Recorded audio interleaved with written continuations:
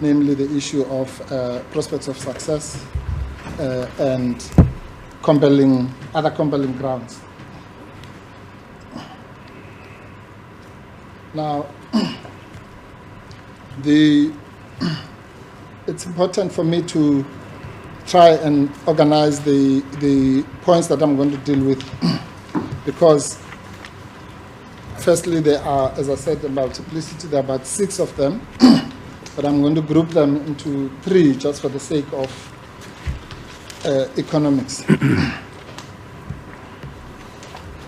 But also, my Lord, to try and save time, as your Lordship knows, inevitably some of the legal issues will stray into the merits.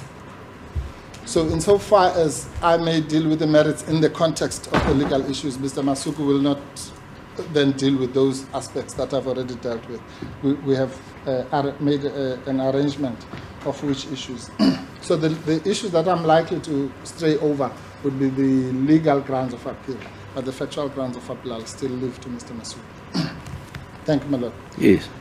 The second issue, my Lord, then, coming to my section of the argument, is to just try and outline for your Lordship how the legal issues are going to be approached. And as I said, there are 6 of them, and I've grouped them into 3 groups. Group 1 will be the 2 issues raised by the applicant, namely the procedure point, which I will explain later is also a Section 9 point, or it has also now morphed into a Section 173 point, because the defense raised by the other side relates to Section 173.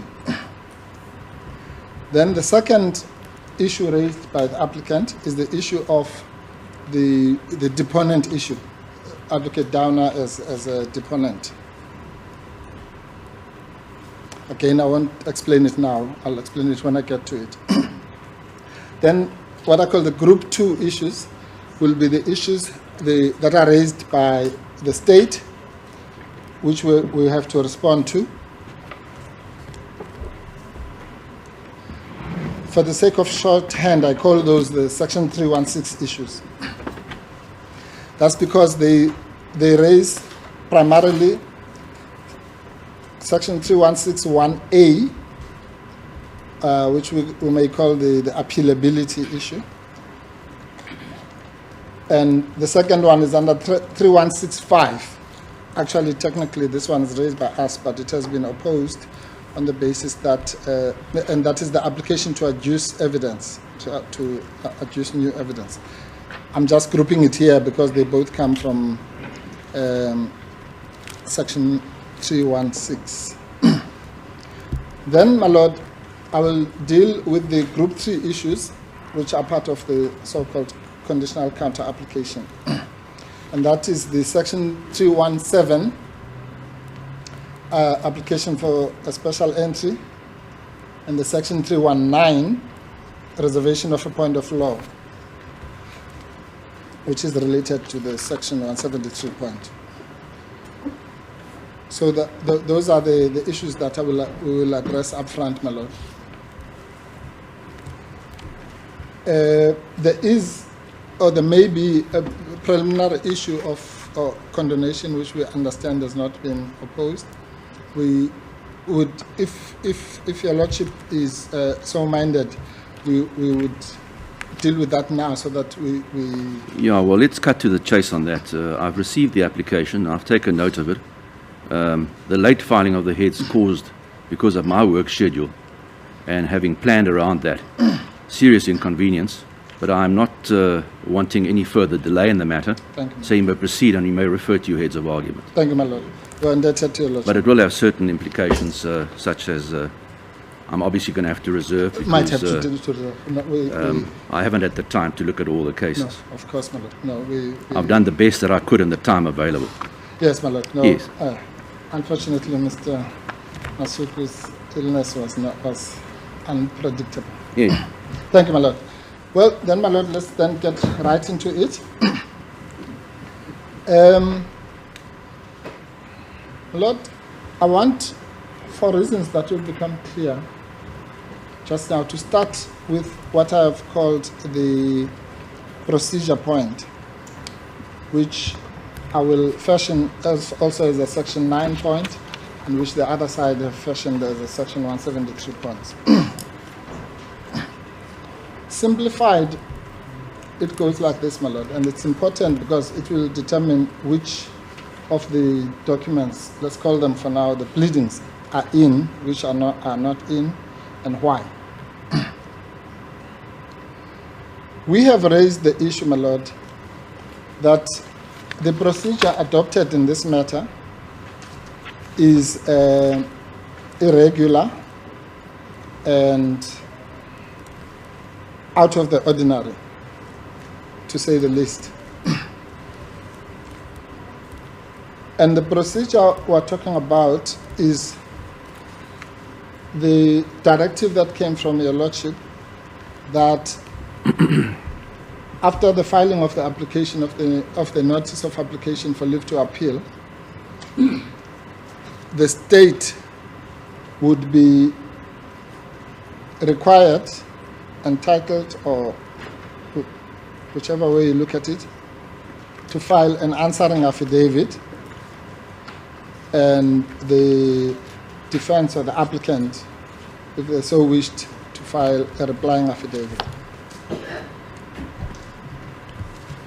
Now, in my experience, I've never seen anything like that. I don't know, there are maybe 12 or more lawyers here. Total, probably the experience will be more than 300 years. Maybe some of them have seen it, but speaking for myself, I've never seen it. Can I cut to the chase on that as well, Mr. Mpofu? Yes, my lord.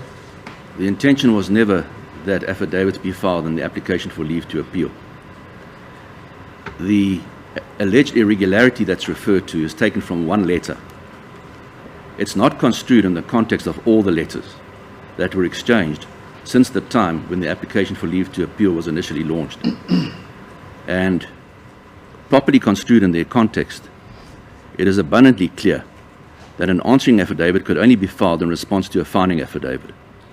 The only finding affidavit was the one in support of the application in terms of section 3165 for the further evidence, which was subjoined to the application for leave to appeal.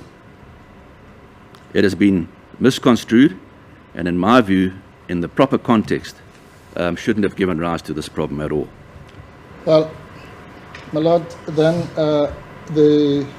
I will approach the matter on the basis of how we construed that directive, and how, incidentally, the state also construed it. Because when they responded, they did not confine themselves to the application for to lead further evidence. But Mr. Mpofu, how is that relevant to whether the judgment dismissing the special plea is correct or incorrect? It is very relevant, my lord, because procedural rights, contrary to popular belief, are as important as substantive rights. If you get the procedure wrong, or in such a way that is oppressive to a litigant, then however correct the substance might be or incorrect, then that irregularity taints the entire proceedings. That is the whole philosophy behind section 317 and 318 and 319 of the Criminal Procedure Act. Because the so-called special entries that are referred to in those sections or points of law usually relate to irregularities outside of the merit. So it is of no use to ask why, well, let's say the merits are good or bad, and therefore let's forget about the alleged irregularity. No. Particularly in a case of this nature, my lord, and I'll explain this. That's why I was speaking about section 9 of the Constitution. The applicant, former President Zuma, is of the strong view that at some stage this issue has to be addressed of his cases being treated differently from other cases. And as I said, and for now, my lord, let's assume that the way we have construed the directive to us and our learned friends is the correct one. I hear what your lordship has said. Then the issue really arises, because what he says is very simple, and your lordship is going to have to allay his fears. That why would a procedure that is unheard of, to put it crudely, be adopted in his case? And it's not for the first time. We all know the court can take judicial notice of the fact that he has raised this complaint repeatedly, but repeatedly. He's the only person I know, at least again, I might be wrong, there might be others, who has had to spend time in a prison cell without ever having to cross-examine anybody, without a particular process. And from his point of view, that was a unique situation that was designed just for him. He may be right or wrong in that belief, but it is a belief that causes consternation, to put it mildly. If I may digress, my lord, but it's a relevant consideration. Again, I'm speaking about my own experience. I have never seen any person, accused or not accused, in respect of whom the law seems to be so over-eager and speedy to, summarily deal with him. In the past 6 months or so alone, we have had the unique experience of bringing an application. The first one was in the Constitutional Court, which we brought in the normal course. But within 24 hours, on a Saturday, there was a directive, no, you must do this, do that. It was not an urgent application. Fine. Secondly, we've had another application relating to the parole of Mr. Zuma. Again, Part B was not urgent, but it had to be heard within the next 2 weeks. And the application for leave to appeal was even heard on 21st of December. I had to cut down my holiday and rush and try and get robes in the Eastern Cape. I don't know why. But now, here again, we had the experience of the other side saying, no, this matter must be heard in November, this one. In November, let's rush. And we got a directive that, yes, it can be heard from the 15th of November. Unfortunately, we were not available. Again, this was just a normal application for leave to appeal. So that's the context within which President Zuma raises this point, my lord. But you were accommodated in that respect. No, we were. In fairness. Yes. No, we were, my lord. No, I considered it very carefully. I was concerned about a 2.5-month delay. Yes. But because of the factors that were advanced in the letter of Mr. Tusini, which is not annexed, which is one of those that I referred to, I considered that it should nevertheless only be heard today. And it was in that context that the matter was being regulated. Fair enough, my lord. That I accept. I'm simply saying before Mr. Tusini's letter, there was some kind of consensus that this must be done within 5 or 6 days or whatever. So it is in that context that, and even when Mr. Tusini's letter came, the Lordship told us that no, this matter cannot be delayed any further and so on. But your Lordship is quite correct. In the end, we were accommodated. Now, I'm just saying that that's what I'm back in. I'm just saying that's the context within which a litigant like Mr. Zuma is viewing these things. So when it happens now that there is a situation where he perceives that a procedure that is, as I've said, unheard of, is directed at him, then he has all the right to raise that issue successfully or unsuccessfully. So that's the context. What is the connection between this and Section 9 of the Constitution? You know, when we talk about Section 9 of the Constitution, we all talk about the fashionable Section 9.3, talks about racial discrimination and gender discrimination and so on. And we forget Section 9.1 of the Constitution, which says that everyone is equal before the law and is entitled to the protection of the law, to the equal protection. Now, this is a very serious matter, my lord. At face value, it might look trivial to someone who's not in the position of Mr. Zuma. And that is because, my lord, we have to for once, just step into his shoes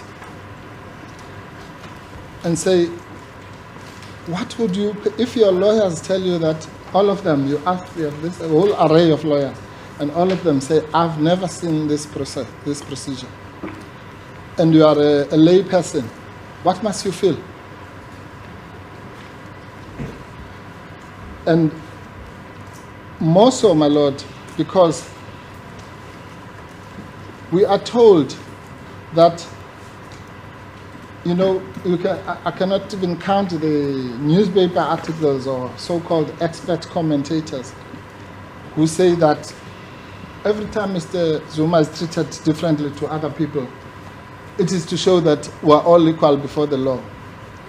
Well, that's a joke, because it can be that we show that we're equal before the law by treating a particular individual differently from all the other people. That's just wrong. So, if we are equal before the law, let's be equal before the law. Let's not have a Zuma law. Let's not have some laws that are uniquely reserved for him, because that flies in the face of Section 9.1 of the Constitution, which says we are all equal before the law. We can't be equal before the law only when bad things happen, but we are not equally entitled to all the good things. Now, my lord, the issue here is a very fundamental one, which is that the procedure was therefore at face value in breach of Section 9.1 of the Constitution. And apart from it being, I mean, this is such an established, applications for leave to appeal are heard day in, day out in our court. So there are established rules. It might well be, in the civil courts, we know that it's done in terms of the rules and Section 17. But even in the criminal courts, it's a common occurrence. So, my lord, the other side then says, the other side didn't come with the explanation that your lordship has just given us now, as I say, because they understood it in the same way as us. So they say no, and this is what we said in our heads. We don't know how they got into your lordship's head to know that your lordship was applying Section 173 of the Constitution, which turns out that is false now, because your lordship has just told us that the reason had nothing to do with Section 173.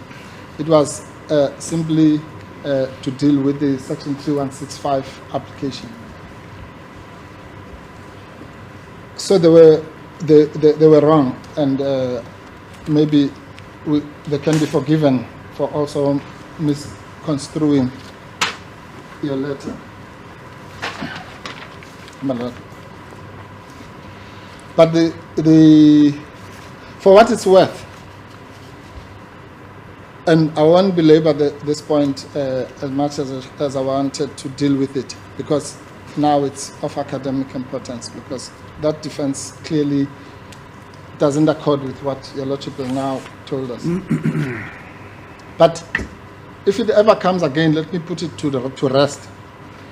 Section 173 has got nothing to do with this approach. Section 173 of the Constitution, yes, empowers a court to regulate its own procedures. But a court cannot just regulate its own procedures in the air. There must be reasons why Section 173 has to be resorted to. And our courts have placed those reasons in many cases that Your Lordship is familiar with, S versus Atchison, the cases that the prosecution relies on in this regard include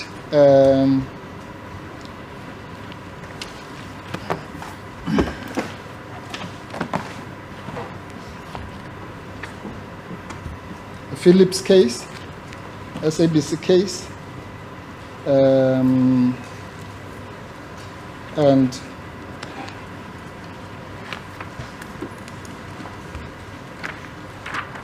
S versus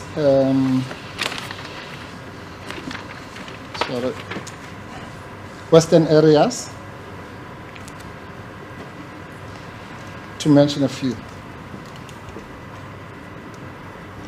And we all know they claim that it is nevertheless in the interests of justice, or to make matters worse, they claim that it was in the interest of justice and presumably in Mr. Zuma's own interest that such a unique procedure be adopted. Well, to paraphrase, and I'm not, as I say, I'm not going to go deep into those issues. Nothing could be further from the truth. It has been said repeatedly that the courts must resort to Section 173 in order to assert their impartiality.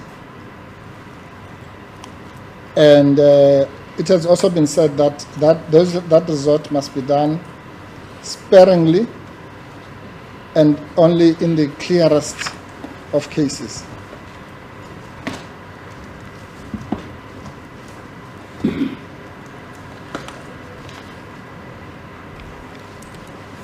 And when, according to the Phillips case, at paragraph 48, to meet an extraordinary procedural situation pending enactment of relevant legislation and promulgation of rules of procedure,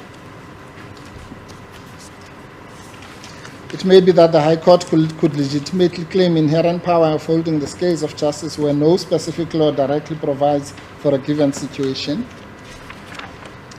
All that does not apply here. I just want to jump some of this.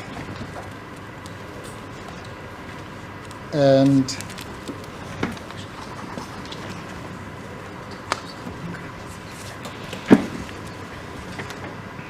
yes, okay, so to save time, I won't go through the grounds given in Pennington. As far as Pennington, I'll just give Your Lordship the citation. It's 1997 4 SA 1076 CC.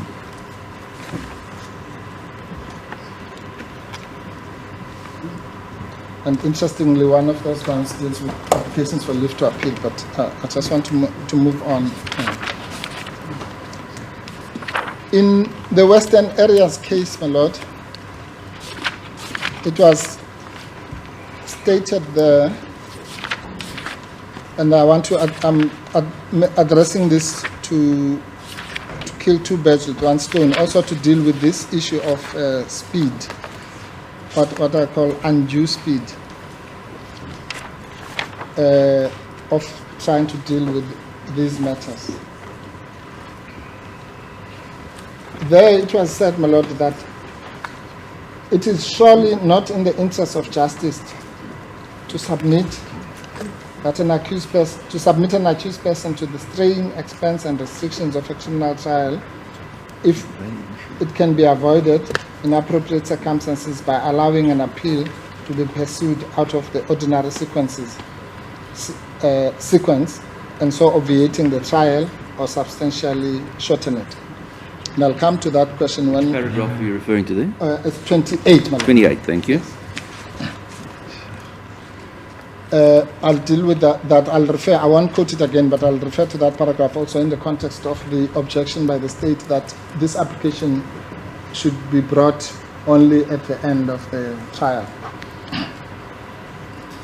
Or something like that. Which, by the way, there's another overlap with your Lordship's findings. If your Lordship allows me just to also flag that issue, I'll come back to it. Mr. Masuko might also deal with it. But let me just say this now so that it's out of the way. The governing philosophy of this judgment that we are here about is that this matter, this plea, this complaint about Advocate Downer should be raised at the end of the trial.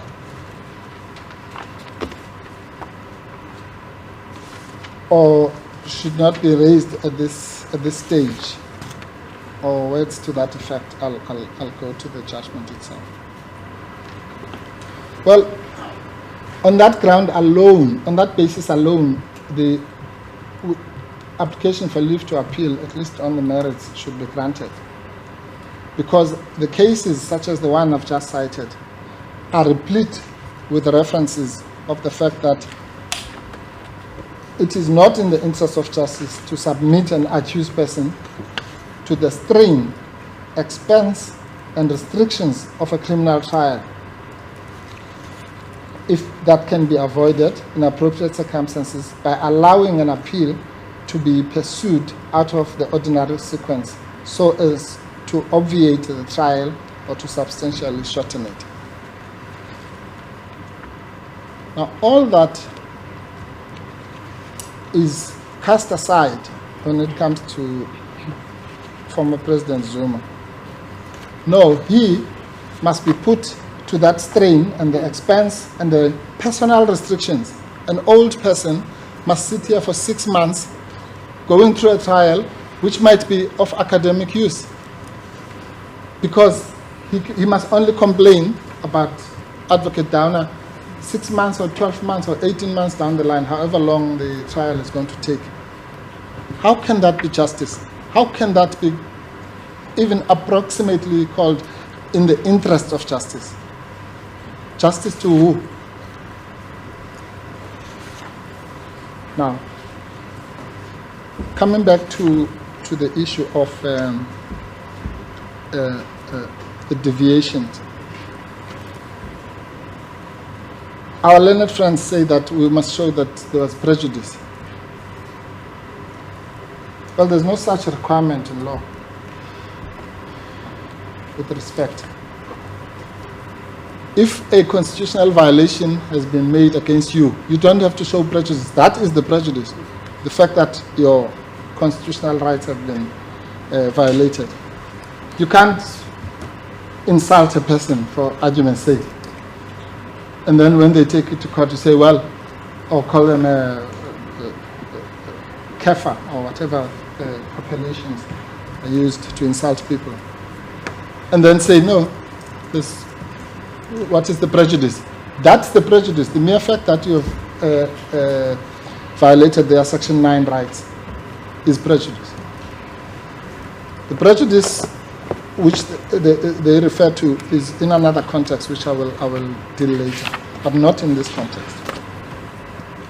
So there is no law anywhere In fact, let me put it this way. Section 173 must be used to assert the impartiality of the courts, not to practice it, not to assert the exact opposite and the unequal treatment of people, because that would just be doing violence to the intentions of the drafters of the Constitution.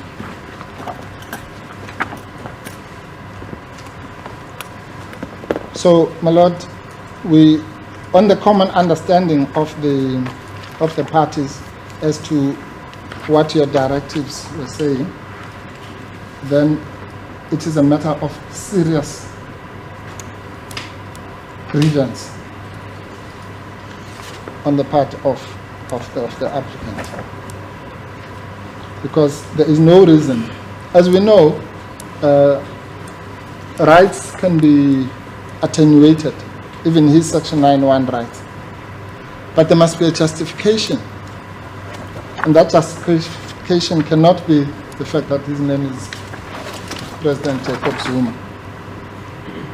It must be a rational justification, and none has been offered. I may come back to this, but for the sake of time, I want to move on to oh no, let me also say this, because it might help us when we get to the special entries or the counter application. We have entered a special entry and raised this matter also as a question of law. And I don't have to repeat how we frame it and view it as a question of law. It's obviously a question of law whether somebody's rights under the Equality Clause have been observed or not, or whether he has been singled out for special treatment. But that question is a question we seek to place before a higher court, specifically the SCA. And we do that in terms of Section 317, alternatively 319 of the Criminal Procedure Act. But let me explain something, my Lord, just for, it's a procedural point. The reason why we call that section conditional counter application is because, of course, it is dependent on the finding on the merits. We acknowledge upfront in this authority for that, that should leave to appeal be granted, and your Lordship knows that your Lordship has acted in the SCA. The SCA would be at large, for lack of a better word, to deal with all the issues that may be raised at that stage, including so-called special entries and what have you. All legal points. It's no longer like in the olden days where you are restricted to your notice of appeal. You may raise now any issue that is valid. So it's conditional in that sense. If your Lordship, after Mr. Masuku's address, finds that either there are reasonable prospects of success on the merits, or there are compelling reasons why the application for leave to appeal should be heard, then all these points will fall into that category. But if your Lordship finds that those standards have not been met, then your Lordship, with respect, has no option but to still grant the application for leave to appeal on the basis of the special entry and the reservation of the question of law. This is not a matter that is within the discretion of your Lordship. Once we've entered a special entry, then your Lordship has to refer that to what was used to be called the AD and now called the SCA. We take it, Mr. Bofu, that although the notice referred to full court or SCA, you're talking about the SCA here. Yeah, my Lord, yes, I'm sorry, I should have made that clear, my Lord. The standard notice that the... Yeah, no, that's fine. Yes, you don't have to explain it. No, You confirm and I'm it's sure SCA. Mr. Breitenbach will also approach Yeah. the matter on that basis. Yeah, well, we're really talking about the SCA for various reasons, my lord, including the fact that there's SCA authority which is contested here. So, with the greatest respect, a full court appeal would just be a waste of time or cause further delays. In our respectful submission, the matter should go straight to the SCA. So,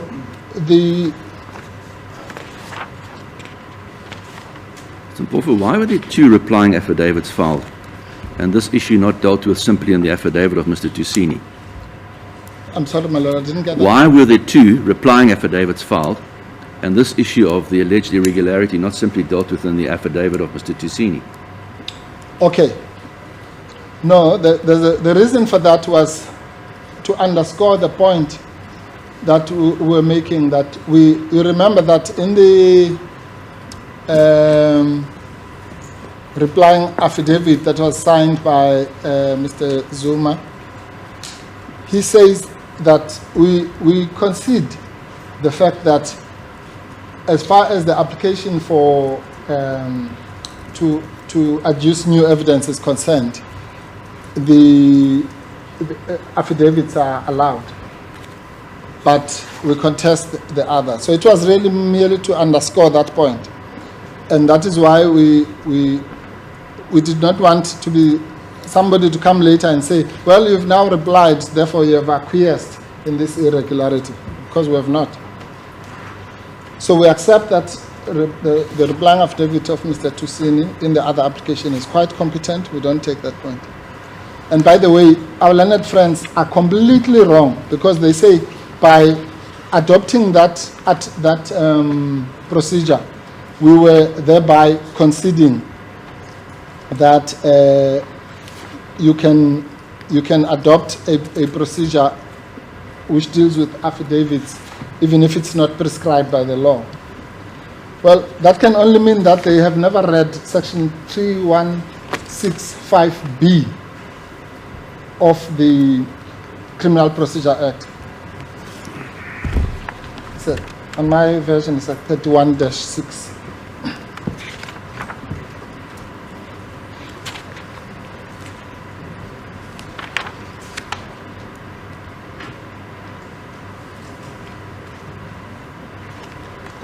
Yeah.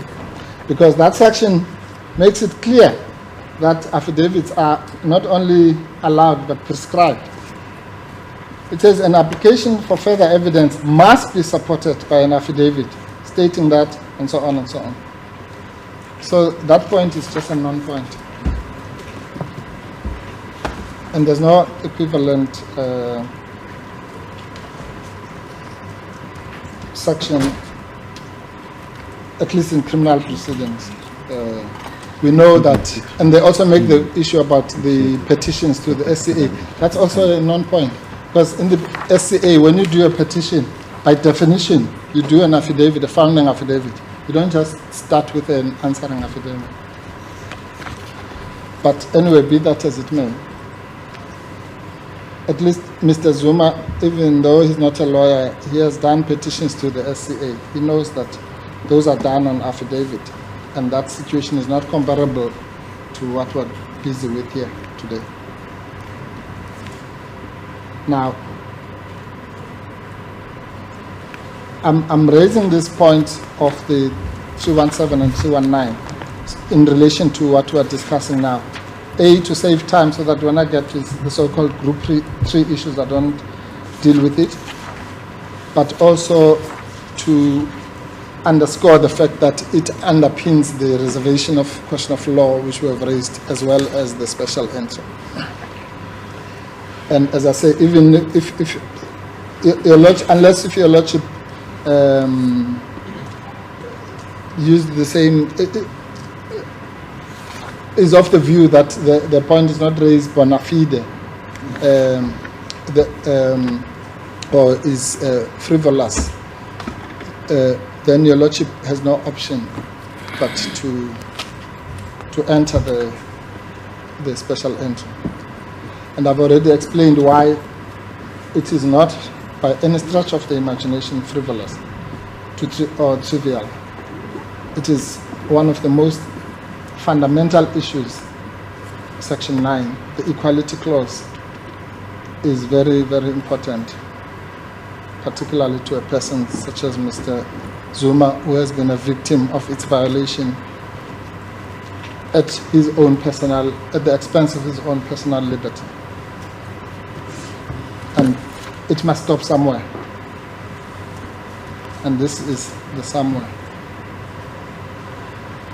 Or well, maybe not this is the somewhere. The somewhere will be the SCA when that issue is raised there.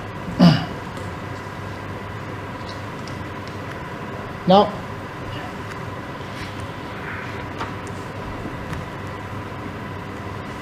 the Lordship just bears with me.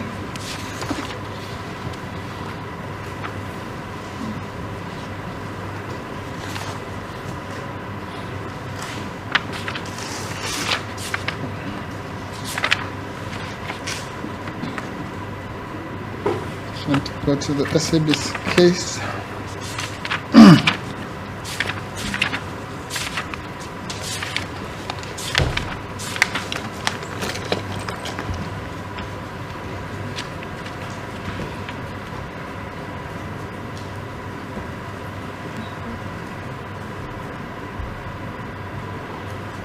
Yeah. At paragraph 49 of the SABC case that is relied on by our learned friends, the connection between Section 173 and the fair trial rights is made in the middle of that paragraph 49. It says, moreover, the test adopted by the Supreme Court of Appeal inevitably and permanently privileges the right to a fair trial over the right to a public trial, the right to freedom of expression, and so on. In doing so, counsel argued it creates a hierarchy of rights inappropriate for a constitution such as ours. So what paragraph is that, Mr. Pofu? 49. 49, thank you. Yes, it's 49. There is another more appropriate quotation.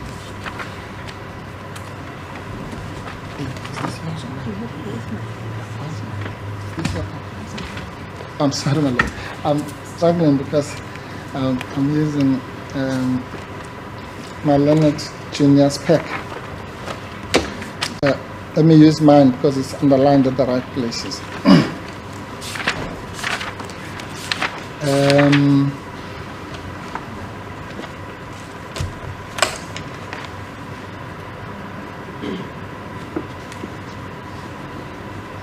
Yes, paragraph 17, my lord, of the SABC case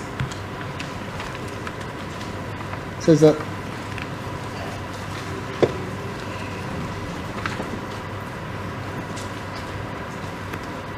the reach, or rather it says, while the clarification and protection of the powers contained in Section 173 are matters of substantial importance, the Supreme Court of Appeal does not affect the substance of Section 173 in a way which renders it desirable for consideration by this court.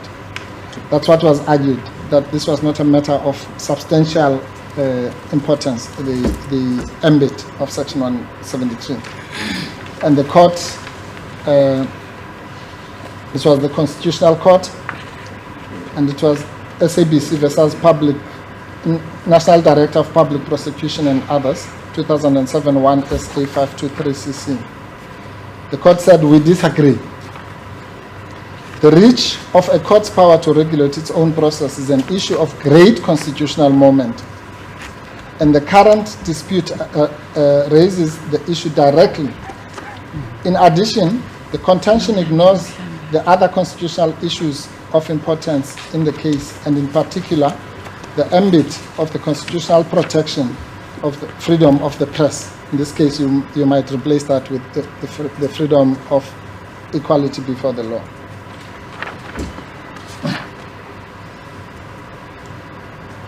And then, this is Langer, Chief Justice Langer, then went on to say at paragraph 35,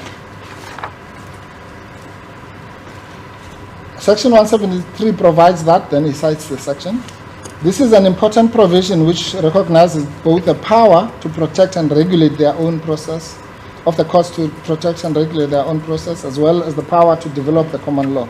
It is the former that is of relevance in this case.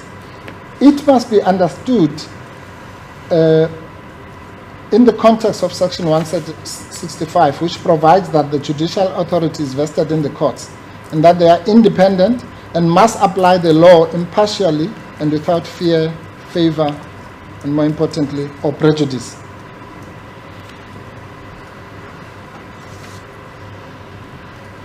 And the next paragraph says, a primary purpose for the exercise of that power must be to ensure that proceedings before the courts are fair.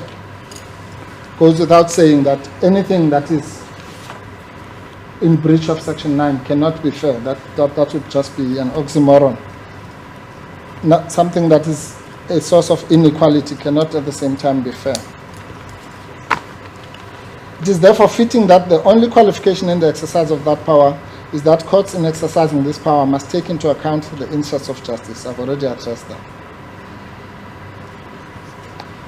And it says, when the courts exercise the power to regulate their own process, it is inevitable that that power will affect rights entrenched in Chapter 2 of the Constitution. A court must regulate the way proceedings are conducted, and this will inevitably affect both the right to a fair trial and the right to have disputes resolved by the courts. Courts are bound by the provisions of the Bill of Rights and therefore bear a duty to respect those rights. In exercising the power, therefore, they must take care to ensure that those rights are not unjustifiably attenuated. That's the nub of the issue. The other side thinks that we are questioning the power of the courts to exercise Section 173. No, we're not doing anything of that sort. We're exercising whether it has been, in this case, exercised justifiably or unjustifiably, which is what the Constitutional Court said is the standard.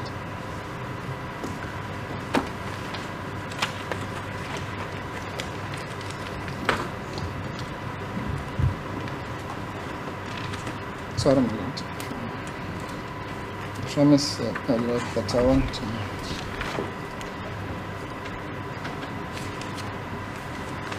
Then, of course, the Constitutional Court said in the case of Phillips and others versus National Director of Public Prosecutions,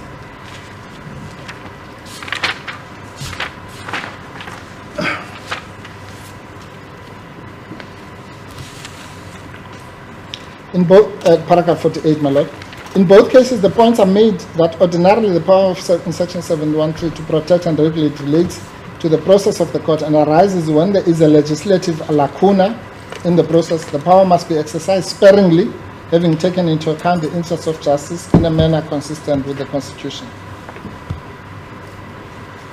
So I doubt that the inherent jurisdiction of the court under Section 173 is such that, I'm at 52 now, my lord, is such that it empowers a judge of the High Court to make orders which negate the unambiguous expression of the legislative will. Moreover, the power that the court has to use in its inherent power is a special and extraordinary power which should be exercised sparingly and only in clear cases. This is not such a case. That's just a cross-section of the authorities of the Constitution. So it's a serious matter. It's as far as special interests are concerned, or even as we raise it here, which has to be adjudicated, starting of course now, given what has been said in court, with it will have to start with the proper interpretation of the letter, because clearly and we accept that your lordship's word on what was meant to be conveyed, but we in our respectful submission, the common understanding of the parties was different to that which we only hear for the first time now.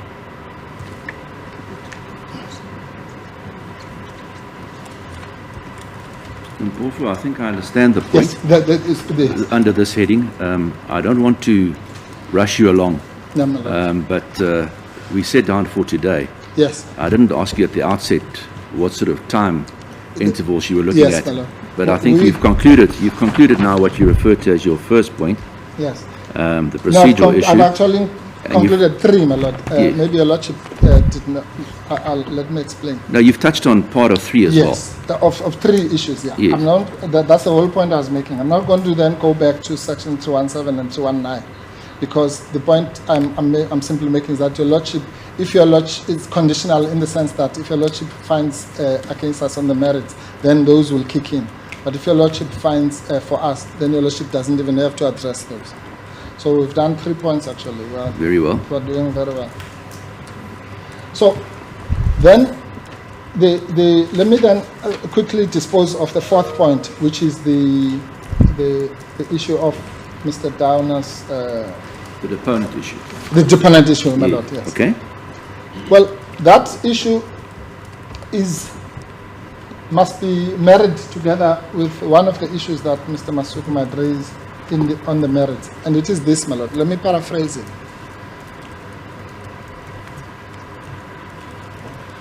The applicant's objection is that of all the people in this world, the NPA has chosen that the person to depose to its affidavit in this matter, which involves the title of Mr. Downer's title to prosecute, is Mr. Downer. That is just patently wrong. Your lordship knows, just by way of example, that one of the issues in Porritt, in the famous Porritt case, was and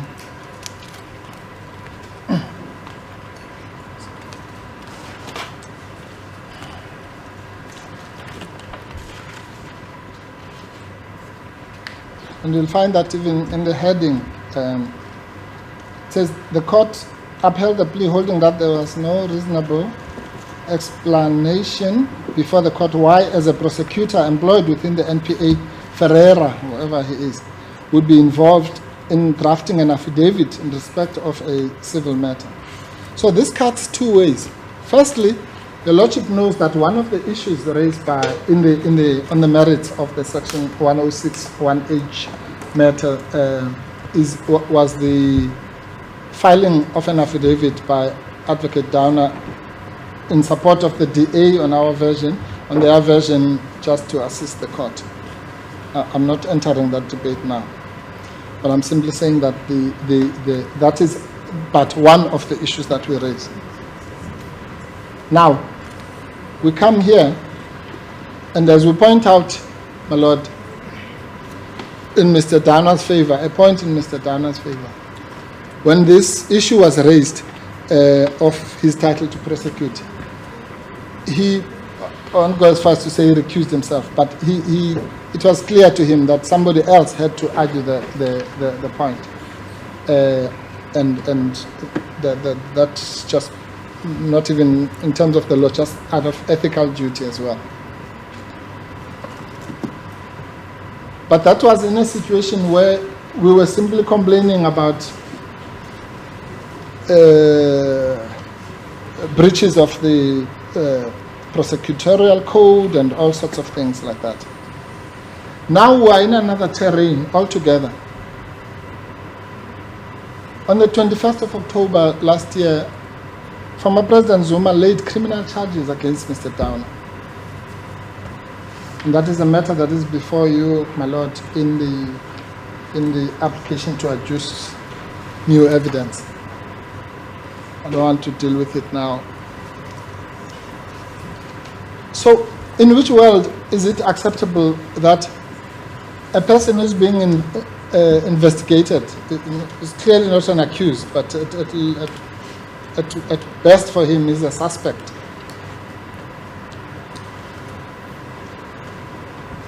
That person, as I say, of all the human beings in South Africa, is the only person that the state thinks is competent to file an affidavit, assuming for a minute that affidavit is even lawful.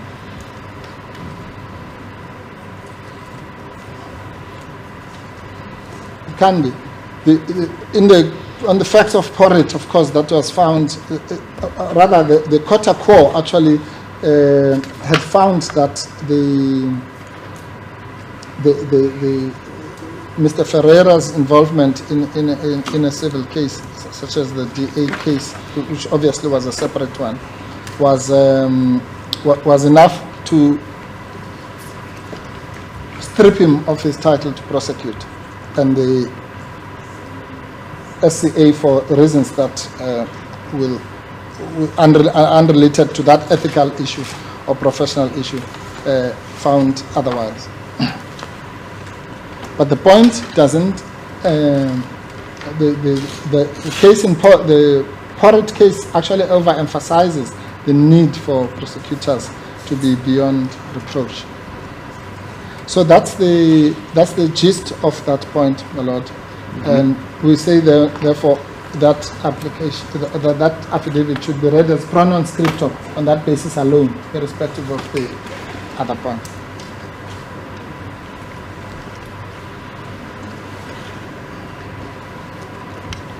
So that's the fourth point then, my lord. Yeah.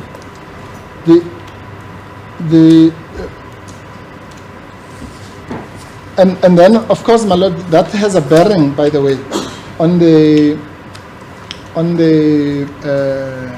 application for evidence, for further evidence.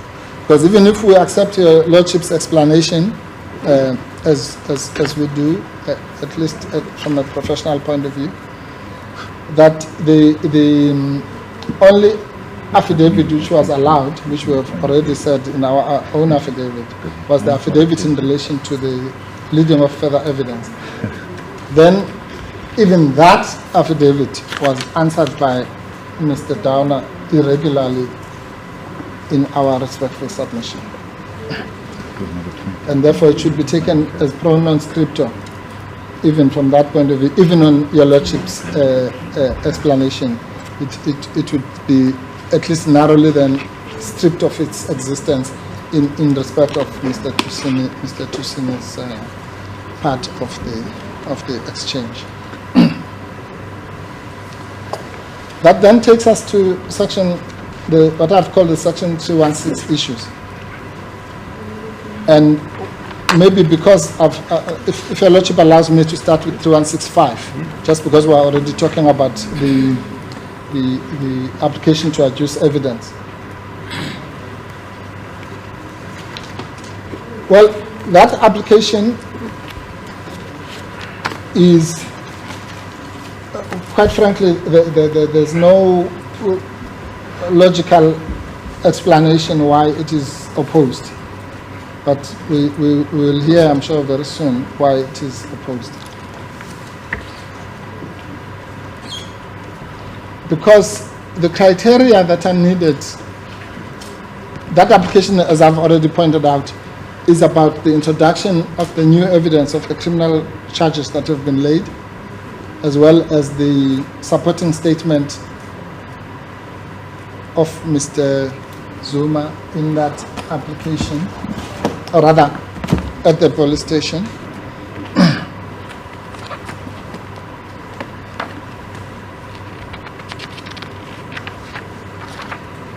Which your lordship will find that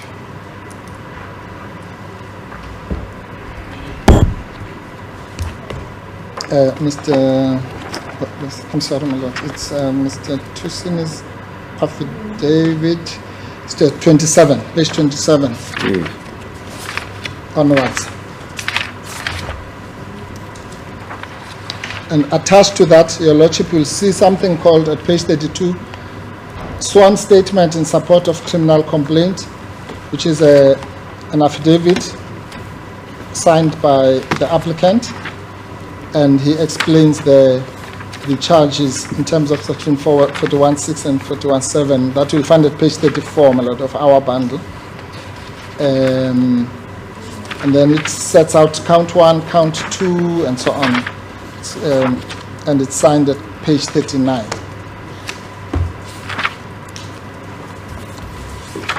And attached is a special power of attorney and so on. But let me paraphrase what's going on. What Mr. Zuma is simply saying is that this evidence, which elevates the earlier complaint, remember the earlier complaint was related to Mr. Soul and those kinds of earlier complaints. And it is now amplified by the latest, let's call it News 24 complaint. But now it is further amplified by the criminal charges laid in respect of that News 24 complaint. And all Mr. Zuma is really saying is it should be this. Honestly, I don't understand why anyone would resist this. All he's saying is that that charge was laid well after we argued this matter on the 22nd of September, the second day. And that charge was laid a month later, 21st of October. And therefore that fact, which might have a bearing on the title to prosecute, must just be taken into account and accepted or rejected or whatever. But it must be taken into account. And so it's relevant, clearly it's relevant, because it's relevant to the two previous issues. There's an explanation as to why it was not before the court by the time we finished our argument, because those charges, in fact, those charges had not been laid. In fact, Your Lordship will remember, unfortunately we don't have a typed record here, but I'm sure, I don't know if Mr. Breitenbach was here, but at least Mr. Trenkov and the rest of the team will remember that I stood here on the 22nd in the morning and I said, this is the situation. These are the sections of the act that have been, of the NPA Act that have been breached, and Mr. Zuma is minded to lay criminal charges. Your Lordship said to me, Mr. Mpofu, we cannot discuss that because those charges have not yet been laid. And Your Lordship was correct. And I moved on to something else. So I can't be told now again, now the charges have been laid, that matter must be considered when the matter goes further. So quite frankly, there's no reason why Your Lordship should not accept that new evidence. And Your Lordship knows that unlike in civil cases, in criminal proceedings, or rather in criminal appeals, it's quite a strange process, by the way. The application to adduce new evidence is done here in the trial court.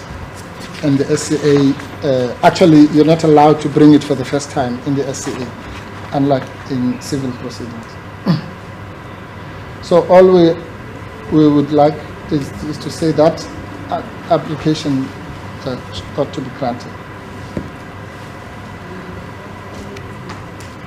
My Lord, if I may then come to the last issue of the 6 issues, and that is the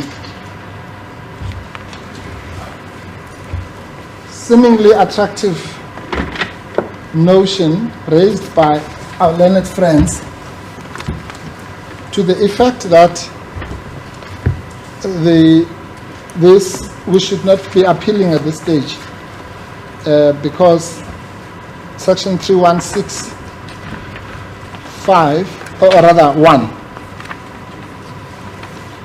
of the Criminal Procedure Act says that you can only appeal once there's a conviction or an acquittal. I will demonstrate that that defense is just baseless, and it is not in accordance with our law. It is not in accordance with the rules of interpretation, and it is not in accordance with binding constitutional court authority.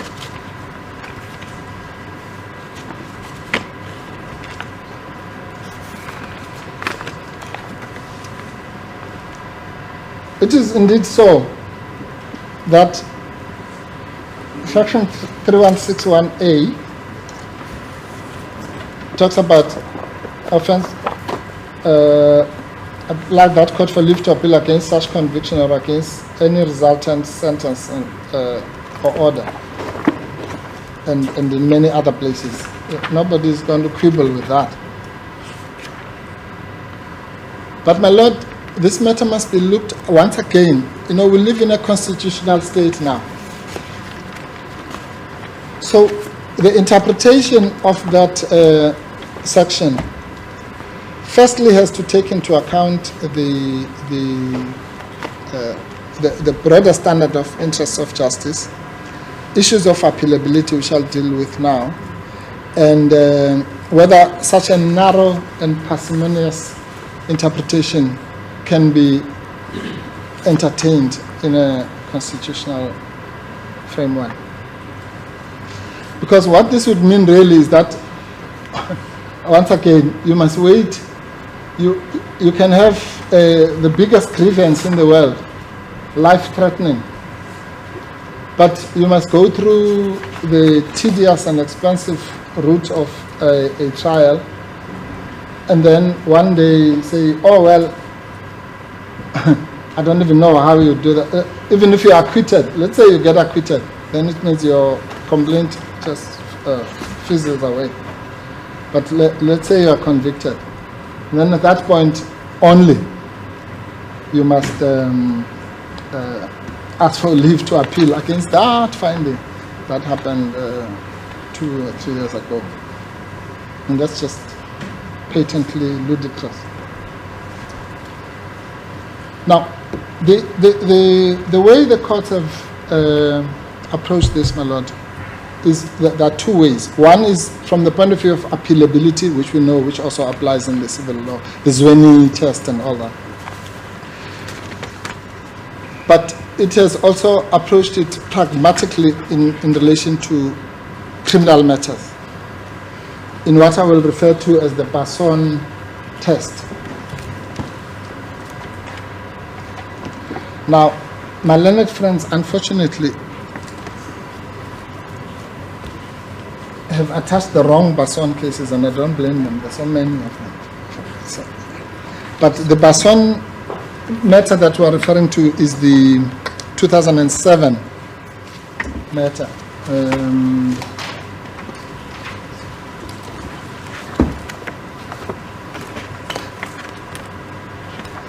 Yes. The citation is 2007-1 SACR 566CC. It's a decision of the Constitutional Court.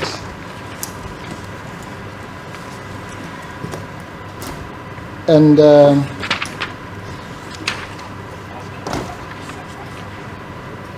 that decision, my Lord, put paid to the theory advanced by the state.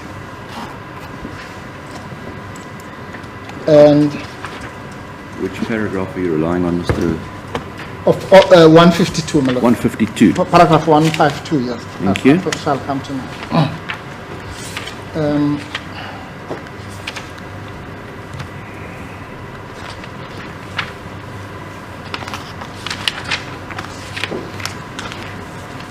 Now, at paragraph 152 of Basson, it is stated that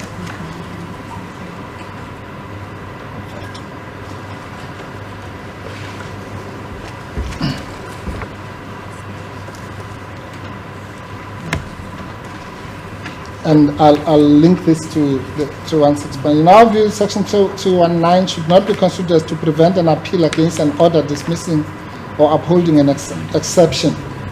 The section should be construed so as to allow the state or the accused to appeal against an order upholding or dismissing an exception. Such a construction of section 219 brings with it constitutional bounds by recognizing the rights of the state to institute criminal proceeding and if need be to appeal an adverse finding on a question of law. It is this construction which must be adopted. It follows, therefore, that Section 219 did not prevent the SCA from considering an appeal against the order of the High Court quashing the charges relating to conspiracy. The SCA, therefore, erred and concluded that the Adams rule, that's the old rule that they rely on, constituted a bar to the reservation of questions of law relating to the quashing of the charges. Now, the relationship between 316 and 319 in this context is quite simple. But for shorthand, I'll just refer your Lordship to Okay, this one I'm sure is quite correct. It's the latest. 31-12 or in Detroit.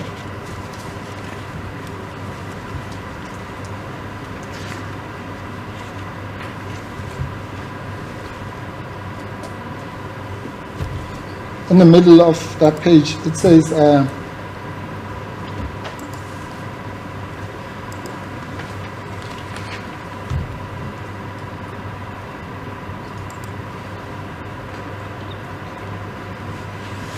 after stating, my lord, that it was previously believed as in Adams and so on, it says, an order dismissing or upholding an exception is appealable before the conclusion of a trial, as versus Basson, with the thing at paragraph 152.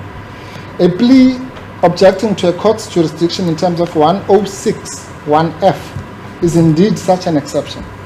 An appeal against an order dismissing a plea of no jurisdiction will be entertained before the conclusion of the trial, where it is clear that the court dismissing the plea had no jurisdiction, and in addition, where it is clearly in the interest of justice to permit an appeal against the ruling without an appellant first having to be exposed to the prejudice of an irregular trial.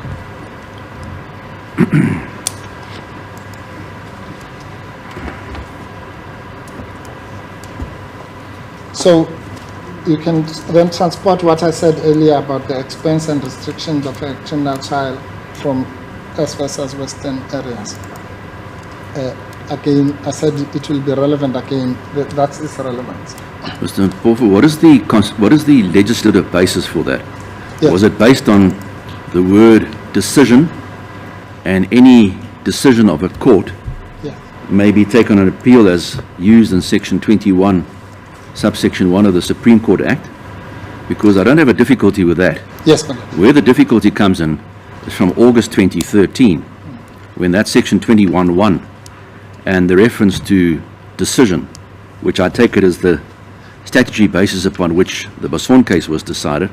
I haven't looked at it, but certainly it featured in the Western Areas judgment.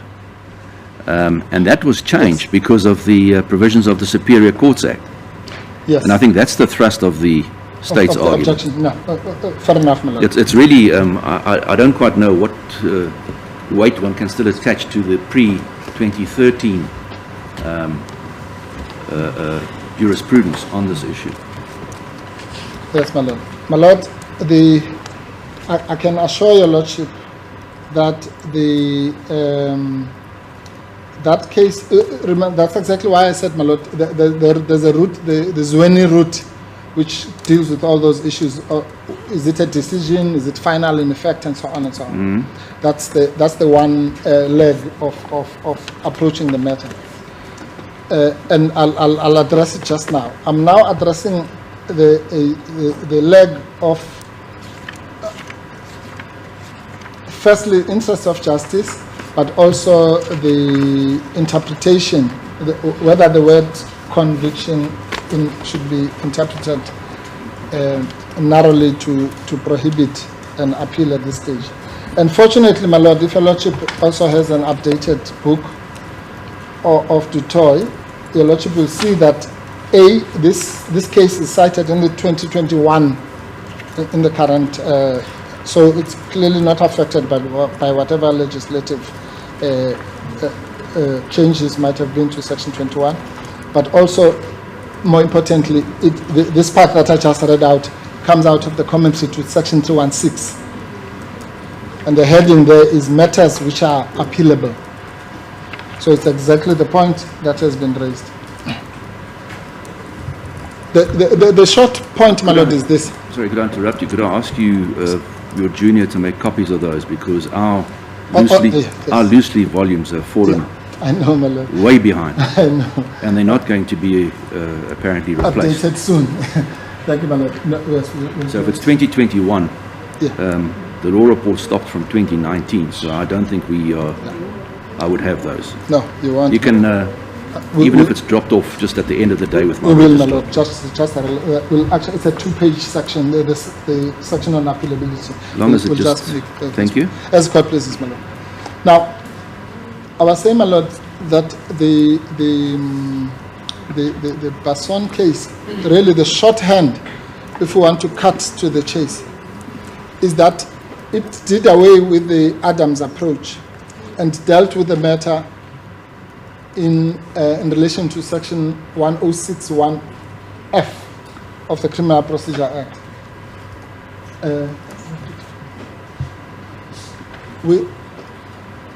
And my lord,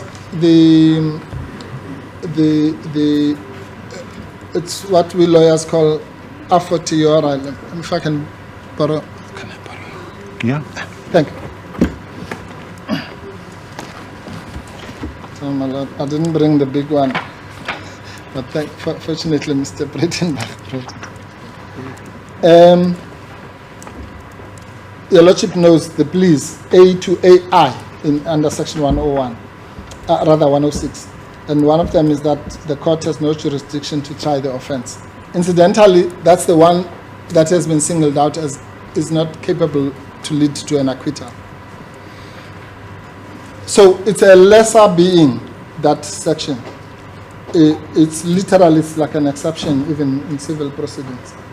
But the Constitutional Court has found that even for section 161F, a matter is appealable because it would be in the interest of justice, again, to avoid a lengthy trial which has no legal basis. So how much more for section 1061H, read with section 1064, which are the sections that may lead to an acquittal. So a fortiori, as lawyers would say, if you can appeal against a 1061F finding, which is clearly intermediate, to avoid the confusion between interlocutory or otherwise, then it's clear that what the Constitutional Court was saying, based on the issues that I've raised, was that it would be absurd to the extreme to subject a person to a trial. And as the court said in the quotation I said earlier, it is surely not in the interest of justice to submit an accused person to all that. Surely. So surely the objection based on the narrow reading of 1064 negates logic and the interest of justice, if we understand what justice really means. The other point related to that is the fact that is a point that we have made, my lord, but I don't want to, again, to develop it. It's a construction point. So we say, if we all accept that one of the outcomes of the process that happened here could have been an acquittal, one of the logical outcomes, and then at that point, the matter would have been appealable, even by the state for that matter. Then, as a matter of logic, the non-acquittal or the failure to acquit, which is really what transpired, must also be susceptible to a challenge by the victim thereof. Surely, again, I'm sure that's what the Constitutional Court would say. But the bottom line is that it is surely not in the interest of justice to submit him to a lengthy trial, or to submit anybody, but for that matter, even the court, to a lengthy trial which may come to zero.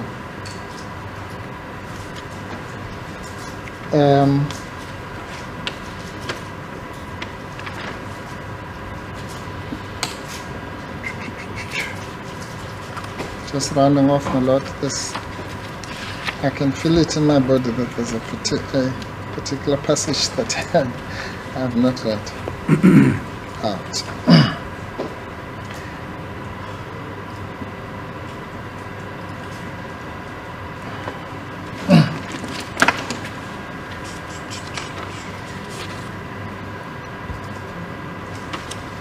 This is the last point that you're dealing with in your address, Mr. Mpofu. Yes, when you're done, then we'll take the short We adjournment. take a break. That's fine. I assume, rightly or wrongly, that you might be winding down on your point. Yeah, no, you assume rightly, my lord. That's why I'm just looking for, just to see that I don't have to rise up again. Yes, no, let me come back to that point which I made earlier, where the connection between what I've said is the fundamental bedrock of this judgment, and the because it also deals incidentally with the res judicata and issue estoppel point, so it will relieve Mr. Masuku of having to deal with that.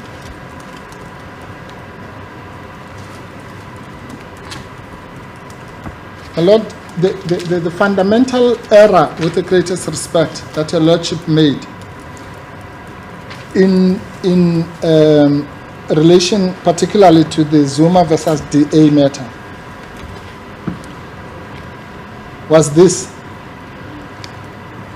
the accused person, former President Zuma, an applicant in this matter, is left in a no man's land of the judiciary.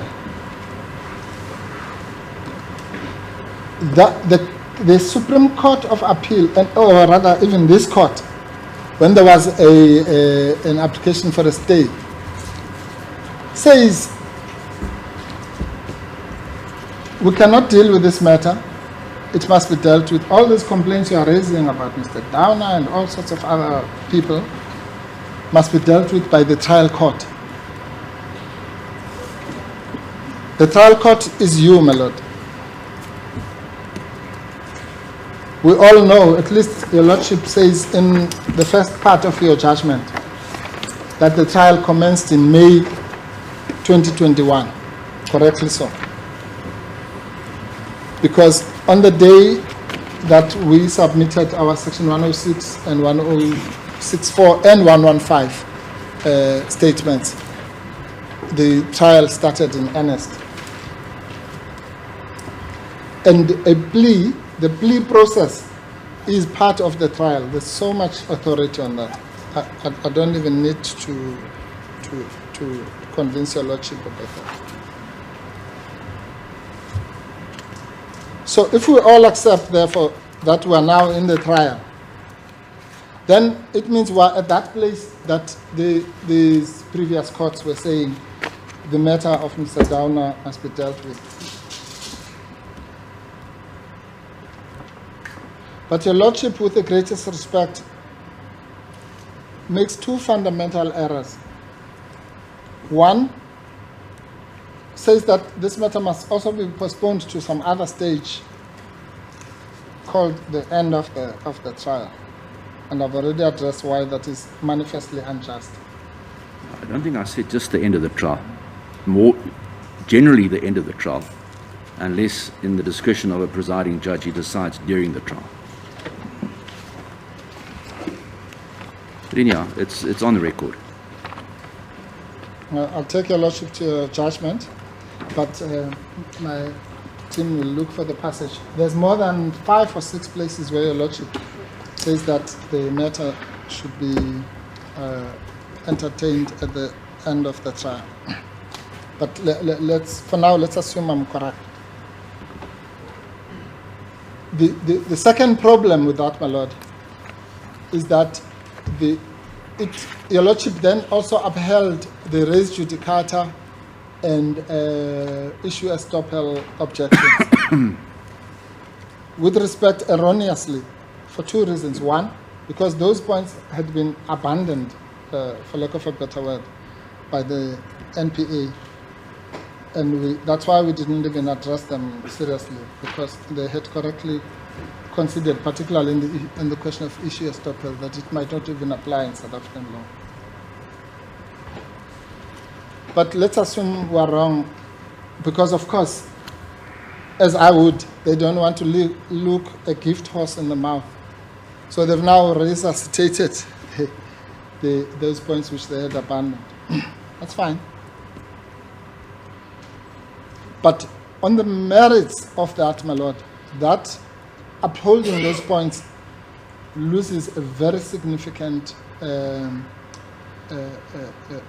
matter and is severely prejudicial to the interests of Mr. Zuma. Why? Because it cannot be that he is told by those courts that this matter must be dealt with here. And then when he comes here, he's told that those matters are res judicata. That means there's no court in this world where he must be able to raise this issue. He must be caught in this merry-go-round of judicial passing of the buck.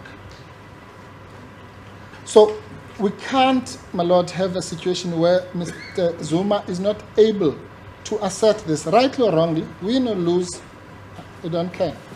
But there must be a forum in this country where he is able to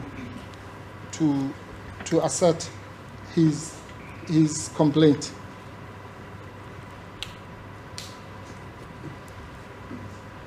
May pause, my lord.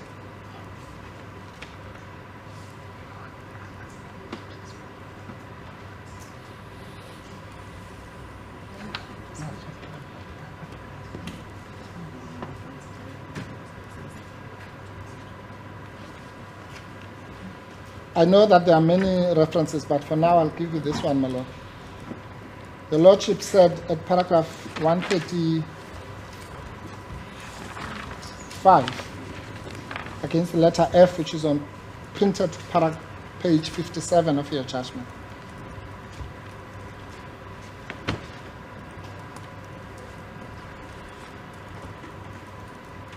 Yeah, the passage I think I mentioned earlier, I think was made in the context of referring to Delport's case. But we can read that, Mr. Mpofu. Yes, yes, there is also that part here, where it's dealt with in relation to because there it arose during. Yes. The Lordship said that imperative remains even on the evidence adduced in the affidavit to date. It is concluded that it has not been established that Mr. Zuma has or will suffer trial-related prejudice and so on. This judgment cannot stand in the way of possible fresh evidence emerging later.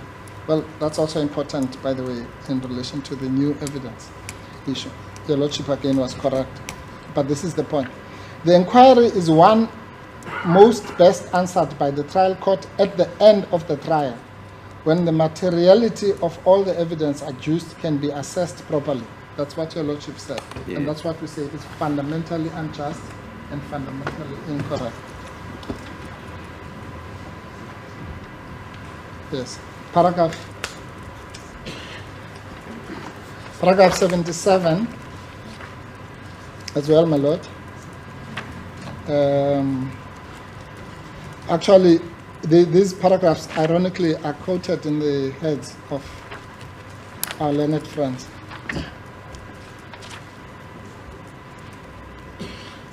The Lordship said, but that is something, Mr. Zuma's fair trial arise during the trial when they can be revisited to ensure at the end of the trial, Mr. Zuma will have received a constitutional fair trial.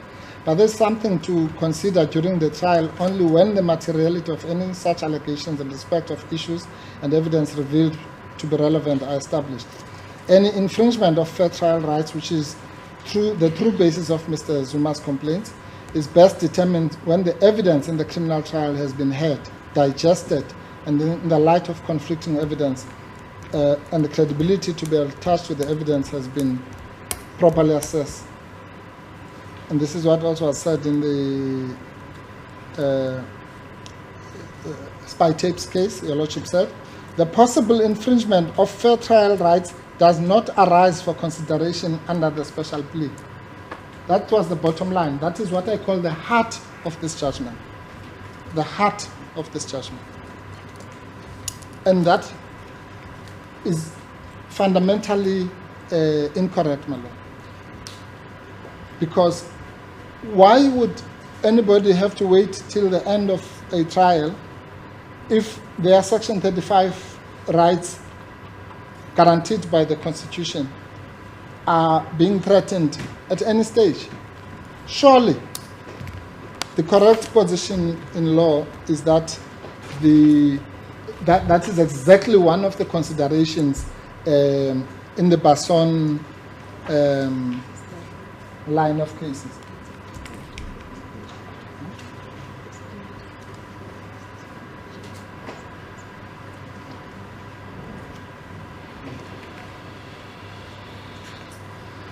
Yes, the point, I can, just to save time a lot, the Lordship will see that in the heads of the state, it's also, well, again, for understandable reasons, the heart of their defense, which is say, no, let's do this at the end. Forget about whatever prejudice may have been suffered now. We'll see it in 2025 or whatever. Now, that gist and what I've called the heart of the judgment, my lord, is a manifestation of the greatest form of injustice. And in cases such as S versus Twala, which the other side have relied on,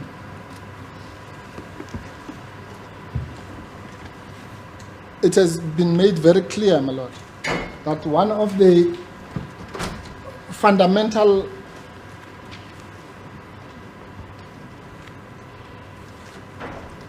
rights enshrined in our Bill of Rights is Section 35.3.0. We know that Section 39.2 says we must construe all these things against the Bill of Rights. Whenever you are interpreting any legislation, you must do it in conformity with the Bill of Rights, for obvious reasons. So what does the Bill of Rights say? It says every accused person has the right to a fair trial, which includes the right, 35.3.0, of appeal to or review by a higher court. Now, that right, with the greatest respect, cannot be sacrificed at the altar of just speeding for the sake of speeding. That right, if it's going to cost us time, so be it. So be it. But that right cannot be abrogated. It's a fundamental right. The drafters of the Constitution knew what they were doing. They didn't say an accused person has a right to a fair trial, which includes the right to appeal at the end of some lengthy trial, which might be expensive and to their detriment. So even looking at it from that point of view, from a purely interpretational point, my lord, it cannot be that these matters must be relayed to the end of the trial. I'm saying now on the merits, but I'm also saying in the context of what I'm saying in relation to the conviction point, it also relates to the right of appeal per se.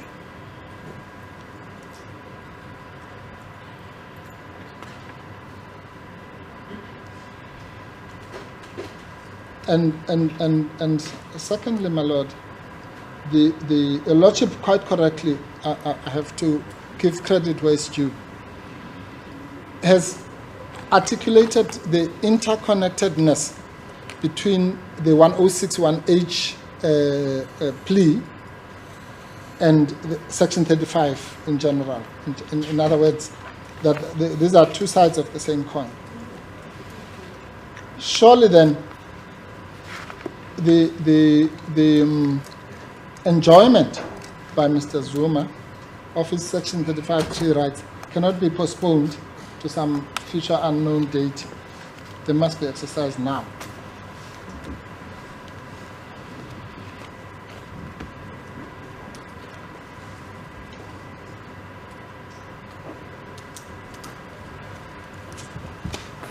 Are there any submissions on this point, Mr. Crawford? I'm sorry, my lord. Are those your submissions on this point? On this point, Yes. my lord, I'm just Mr. checking. Mpofu, that I'm worried about the time allocation, yes, without wanting to rush you, because this matter is set down for 1 day. yes.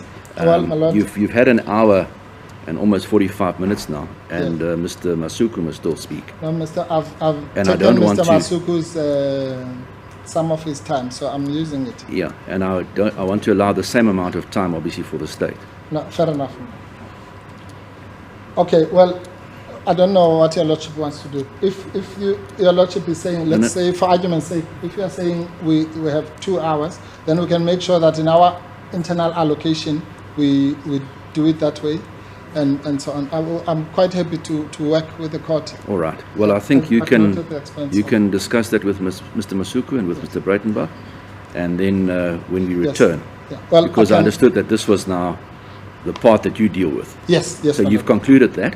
Yes. So let's take the short adjournment, and then you can.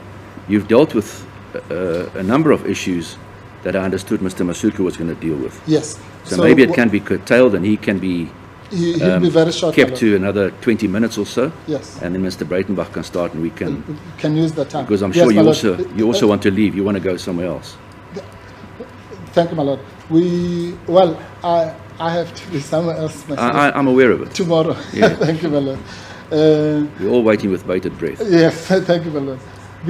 Yes, my lord, I agree with your lordship. What I'm proposing then, my lord, is that in any event, when I finished, I was going to ask for a break so that we can cut down on All Mr. right. Masuku's address. So maybe let's take that break now. If Let's- I address you at all, it will be a minute just to wrap up. Yeah, and it'll then be, it's now 22, Mm-hmm. so you've had an hour and 40 minutes. We'll take a 15-minute adjournment. 15. We'll start at 5 to 12, and then hopefully Mr. Masuku can Mr. Yeah, Mr. wind up Masuku on his will- section will- in No, my lord, 15 or 20 minutes, Yeah. so that we can move on to Mr. Breitenbach then. My lord, I'll use my privilege as the leader of the team to suppress Mr. Masuku. Very well. Some of Mr. Masuku's We'll resume at 5 to 12. Court will rise.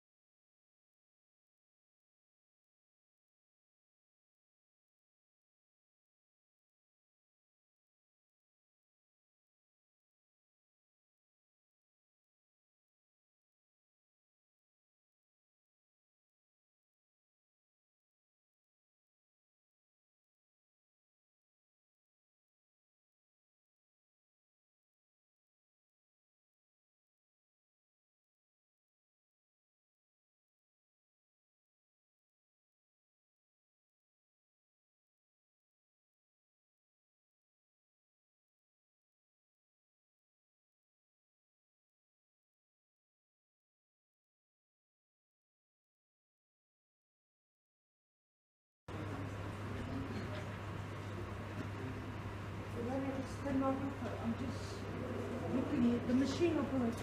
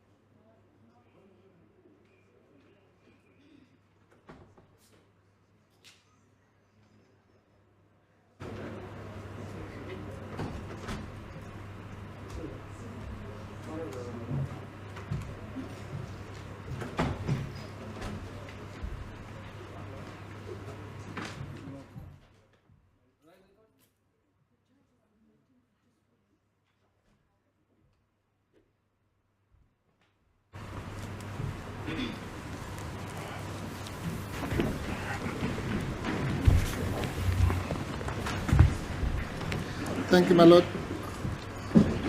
I proceed, yes. My lord, Mr. Masuki has kindly also allowed me to speak to just make two quick points, which I won't develop. I'll refer your lordship to the case of National Director of Public Prosecutions versus King, 2010 to SACR 146 SCA is one of the cases cited by my learned friends. And the lordship could go specifically paragraphs 41 thereof, and the judgment of Nugent J.A. at paragraph 52. At, sorry, 4? 52. 52. 41 and 52. Yeah. Thank you. And the one at 52 makes the point about appealability in matters such as this, and it says, if the order was erroneously granted, I have no doubt that this is the time for the error to be corrected, failing which it might just as well never be corrected at all. Then, my lord, the closer to home, the Constitutional Court in the case of Tint versus National Public Prosecutors and others, and Zuma versus National Director of Public Prosecution, 2009 1 SACR CC. The lordship will find the relevant portions at paragraph 62 to 65, where it talks about leave to appeal and the interests of justice.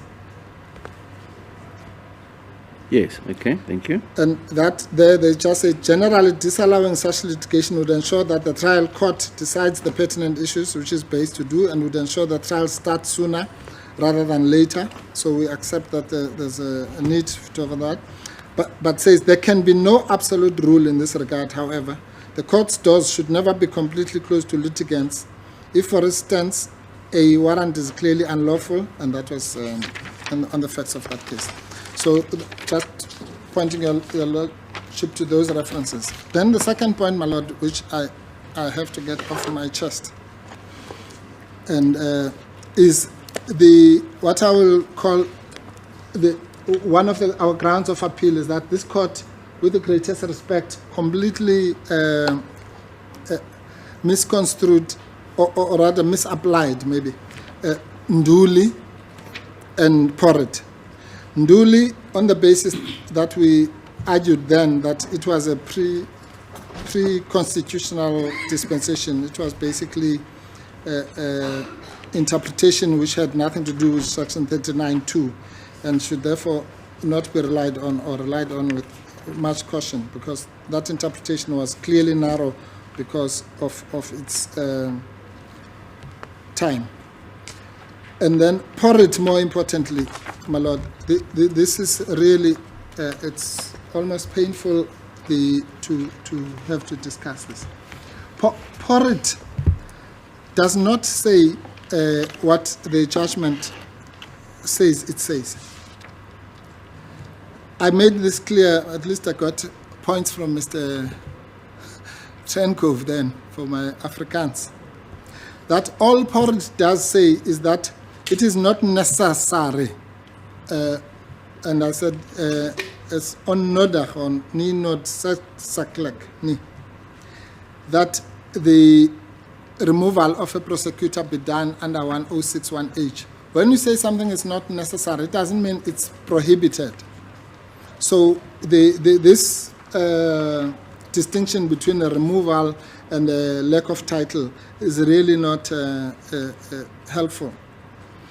The only thing that Porrit said was that it's not automatic that you'll get an acquittal. There should be a further inquiry, 1064. You'll remember it was the so-called continuum debate that I had posited, my lord. The lordship found that it was not necessary to debate it because of the finding. But that's really all that Porrit said. But Porrit did not say that you may not raise issues of bias in the context of 106H. In fact, it said the exact opposite at paragraph 17. But this does not mean that a prosecutor can never be disqualified on grounds of bias or apprehension of bias, where his or her bias affects the accused's right to a fair trial. A prosecutor may well be disqualified. And the court relied on Smythe. You'll remember one of the cases we had debated versus Ushewu Kunze. So that's just another reason why this case, as your lordship indicated earlier, would be a prime candidate to go to the SCA, because they might then get an opportunity also to clarify what the SCA meant in Porrit, which, with the greatest respect, we submit is not what was found here. And in any event, even the SCA might not be the last word, because this is a complex area of law, which unfortunately has not yet, the 1061H part, has not yet been decided. Apropos the so-called wide or narrow interpretation, which of the two interpretations? Of course, we contend for the narrow, rather for the wider interpretation. Your lordship adopted the narrow interpretation. We accept that, but all we have to say at this stage is that another court might well agree with us that with the application of section 39(2), the wider interpretation is the correct one. As the court pleases, we're indebted to the court, my lord. Thank you. I'll hand Is over Mr. to Masuku still going to address me? Yes, okay.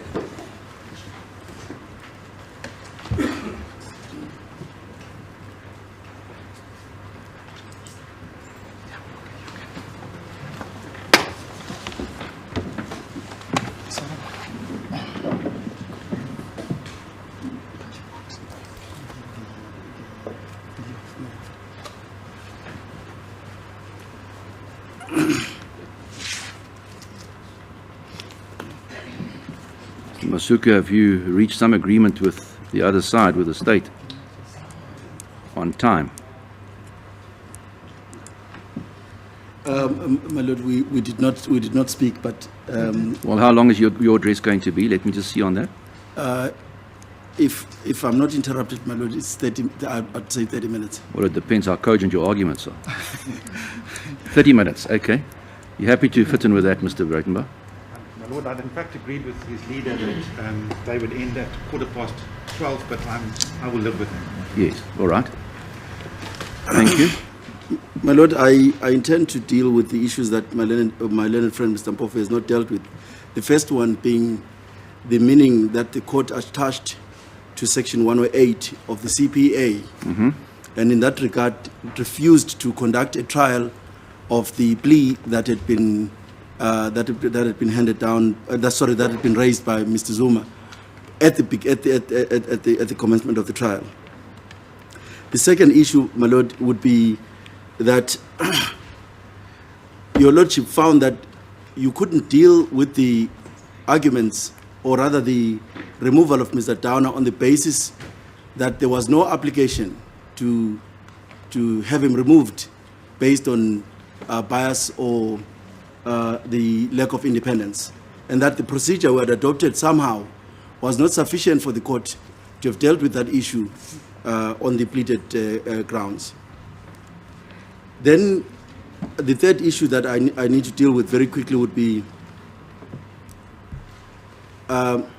the impact of the SCA judgment. But I mean, that has already been addressed in a way by Mr. Mpofu, and so I don't intend to address that. But the impact of that, just to start there maybe, is that if this matter were to go back to the SCA would probably be surprised, because it would say to us, the facts on which we regarded as speculative, the facts which were pleaded by the NPA, the allegations made by the NPA, of criminal conduct by NPA officials, of prosecutorial misconduct by NPA officials, to the knowledge of Mr. Downer, have not been tried. They remain in the same state that they were here prior to that. They remain as they were when the matter was last heard by the SCA, and so the appropriate procedure, which we contend is a fair procedure to have adopted, would have been to subject the plea to a trial with reading of oral evidence and with the right to cross-examine. As it stands, all the allegations made in Mr. Hofmeyer's affidavit have never been tested in cross-examination, never been subjected to trial. The NPA has not been held to account for what they say they did in the prosecution of Mr. Zuma. They tell Mr. Zuma in an affidavit, this is what happened in your case. People interfered with your case. To the knowledge of Mr. Downer, people did all these things that are set out in the affidavits. And obviously Mr. Downer did nothing. In fact, Mr. Downer says in his affidavit, subsequent affidavits, in the permanent stay and this application, no, these factors, these allegations of criminal conduct by the NPA officials are insignificant in the fair trial rights of Mr. Zuma. But well, we would like to cross-examine those observations. Like Mr. Zuma would like to know a bit more than just the view that the theoretical view that these have no impact on Mr. Zuma, because they have real impact on him. Mr. Zuma would have liked to tell the court what impact these allegations by Mr. Hofmeyer has had on his political career, on his social standing in society. There is incredible prejudice that President Zuma has suffered as a result of the allegations that are contained in Mr. Hofmeyer's affidavit. And we submit that a Section 108 procedure, in terms of which this plea of Section 106(1)(h) had to be tried, should have been followed. For exactly that reason, that the trial court was not entitled to reach the conclusions that the SCA reached. For example, that the evidence or the facts or the allegations of Mr. Hofmeyer were speculations. It was not entitled. You can't come to the conclusion that these are speculative allegations when a member of the NPA, a senior member of the NPA, says, no, we were wrong. And I will take your lordship to just one paragraph where Mr. Hofmeyer comes out very strongly and says, we thought that we could leave this to a permanent stay application. And when we looked at the allegations, we thought, no, we can't do this, because we have a duty as an NPA when such egregious violations of prosecutorial conduct have occurred. We have a duty to protect the image of the NPA. It doesn't matter what the consequences are, whether people are arrested or people are fired from work, it doesn't matter, we're going to do it. But here we are. Mr. Downer doesn't believe that any of those allegations made in Hofmeyer's affidavit are allegations that impact on fair trial rights. Your lordship accepts that argument, goes ahead and accepts the argument that the facts on which the allegations made in the affidavit of Hofmeyer are in fact speculation, they are hearsay, all sorts of words that seem to suggest that they are insignificant in the scheme of things. Well, but the court was not entitled to do so without having conducted a proper trial of those facts.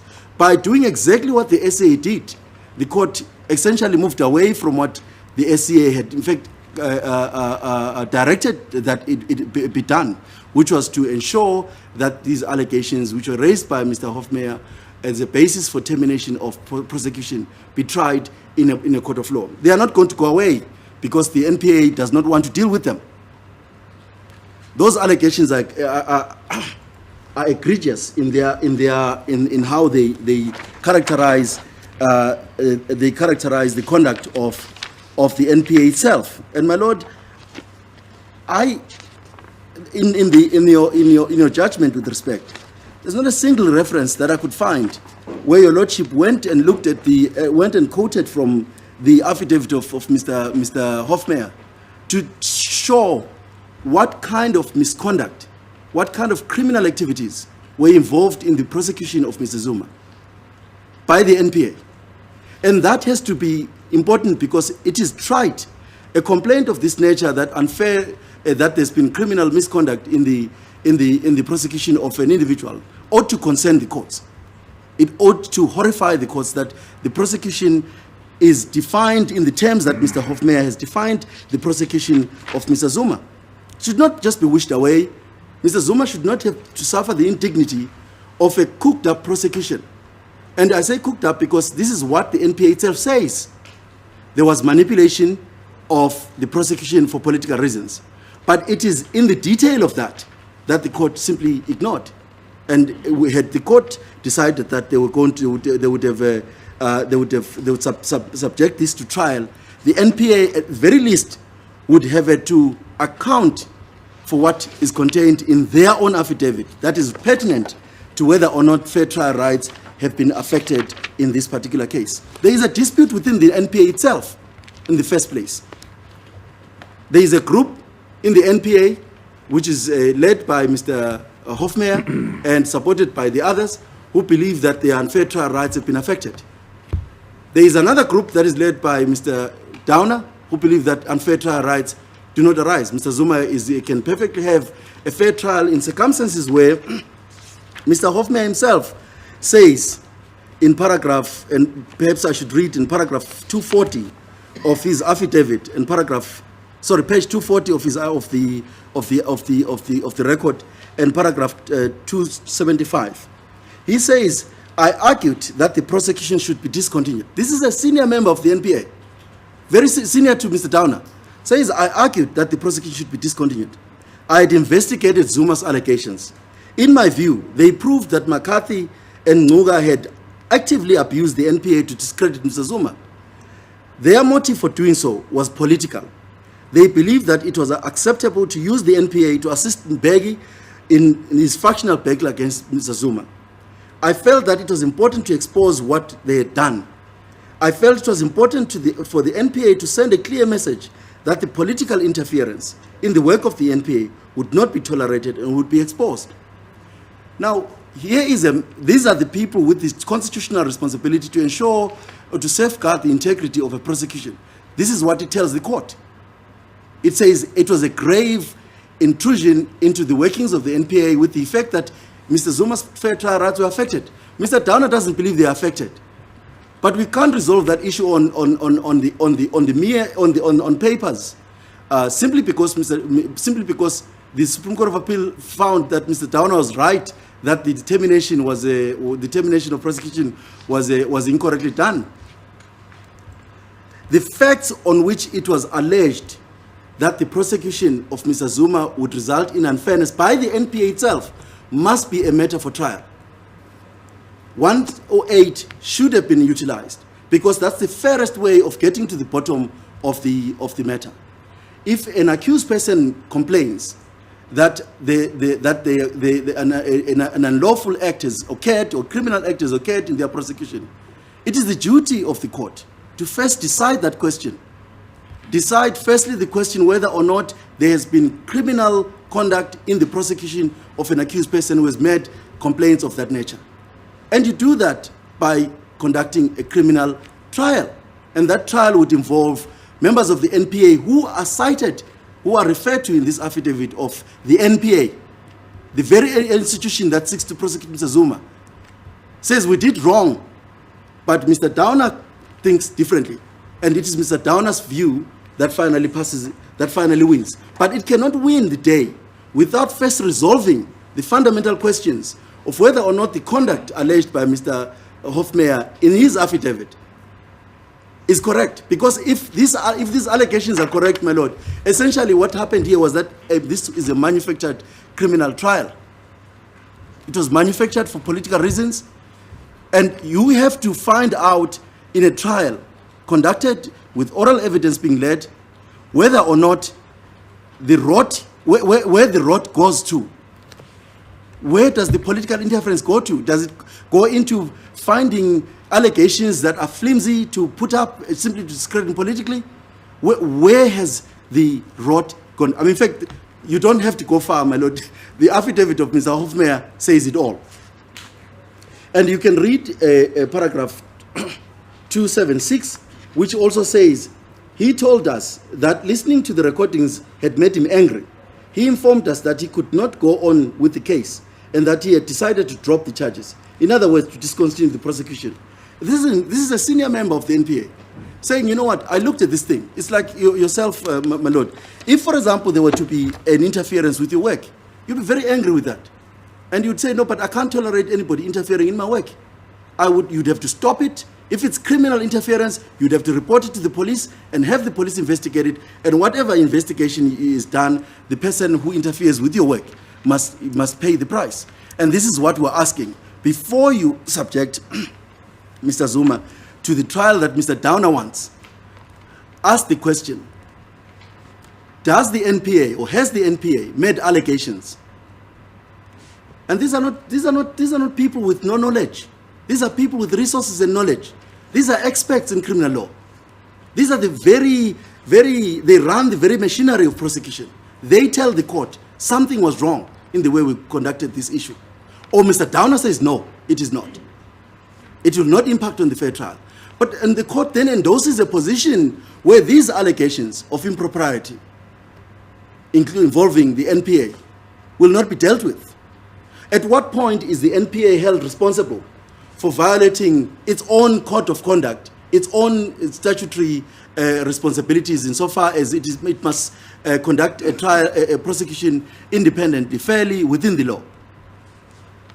And this goes to the heart of what we argue should have been the meaning of title.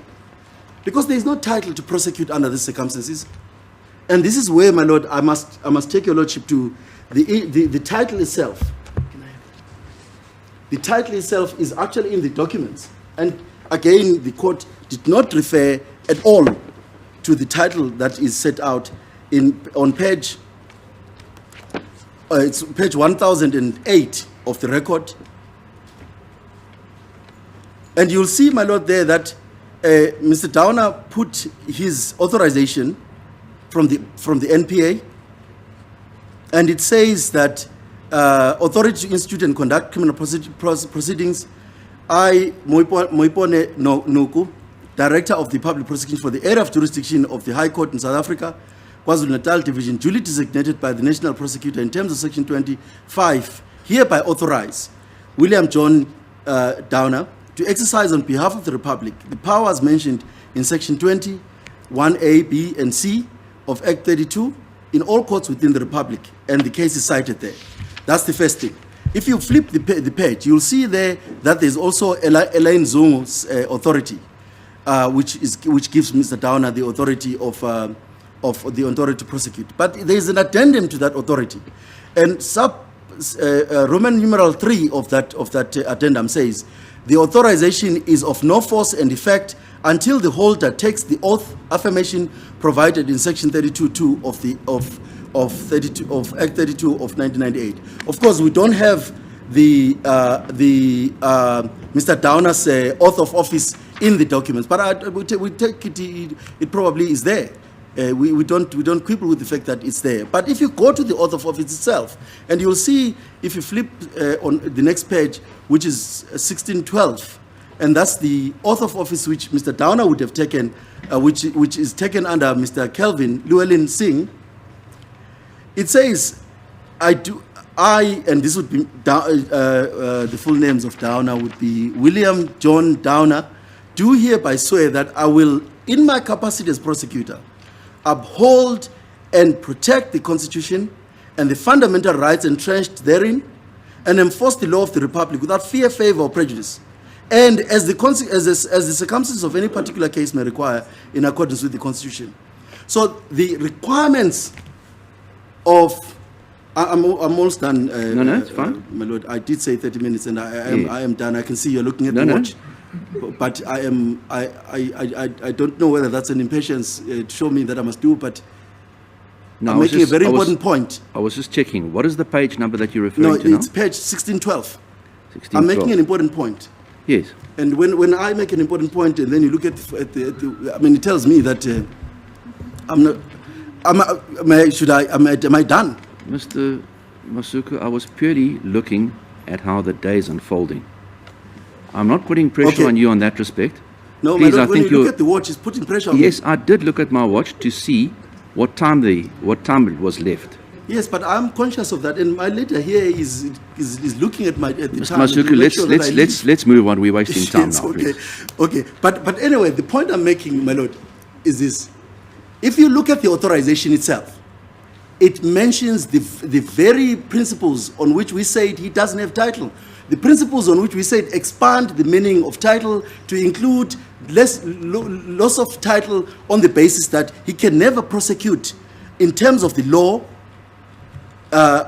In terms of he cannot prosecute, but it cannot uphold the law and protect the Constitution. He can't do it because my Lord, he has a duty when faced with these allegations to make sure that the NPA purges itself of these allegations before he can come to the court and say Mr. Zuma will have a fair trial. If he contests that there's going to be a fair trial, then what he must do is he must accept that the allegations made by his boss in the NPA, which are very serious allegations of NPA criminal conduct, must be subjected to a trial, in which evidence will be led, cross-examination will be done. Your Lordship dismissed some of these allegations, speculation as unfounded, and without any cross-examination being done. Without anybody having asked Mr. Downer, why do you think this is Mr. Hofmeyer says that there were spooks involved, foreign spooks involved in the prosecution of Mr. Zuma or in the investigation including Mr. Zuma. Why do you think this does not have impact on his fair trial? We would like to know. It's simply not sufficient that that is answered via an affidavit and it's decided by the court on paper. Finally, my Lord,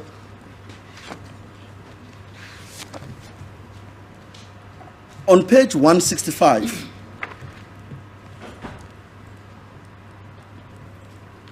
Page 165. sorry, so I'm trying to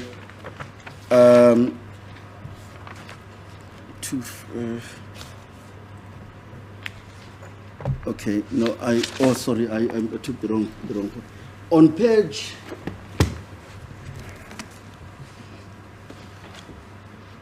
286, paragraph 512.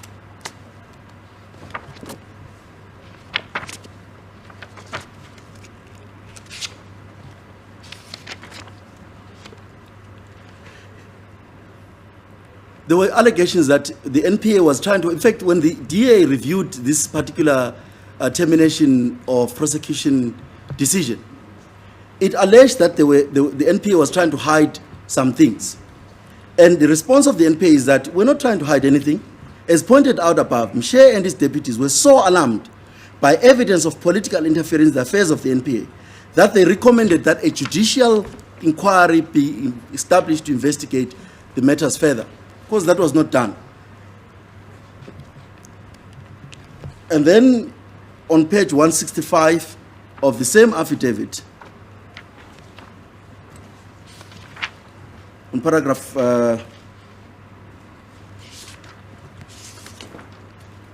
it's page 165 of paragraph 23. We made the allegation that the NPA under Hofmeyer said that the the gravity of political interference was such that it was clear that the prosecution was being directed from not within the NPA but from outside. And paragraph 23 says, until he listened to the recordings myself, and this is Hofmeyer speaking, says until he listened to the recordings himself, Mshe had been unaware of how deep McCarthy's association with Ngcuka still was. Most senior members in the NPA, including Mshe, knew that McCarthy and Ngcuka were still friendly. We were aware of the extent to which Ngcuka, using McCarthy as his proxy, was involved in directing the Zuma prosecution and possibly other investigations and prosecution. It was Ngcuka, working with others, and not McCarthy, who ultimately decided when Zuma should be charged. That's a member of the NPA. Why is the court not wanting that to be subjected to a trial? Why should the rot that is set out in Hofmeyer's affidavit, which clearly shows that there's been criminal conduct by members of the NPA to the knowledge of Mr. Downer, be simply swept under the carpet? Because we say that a fair trial would require that those allegations are investigated.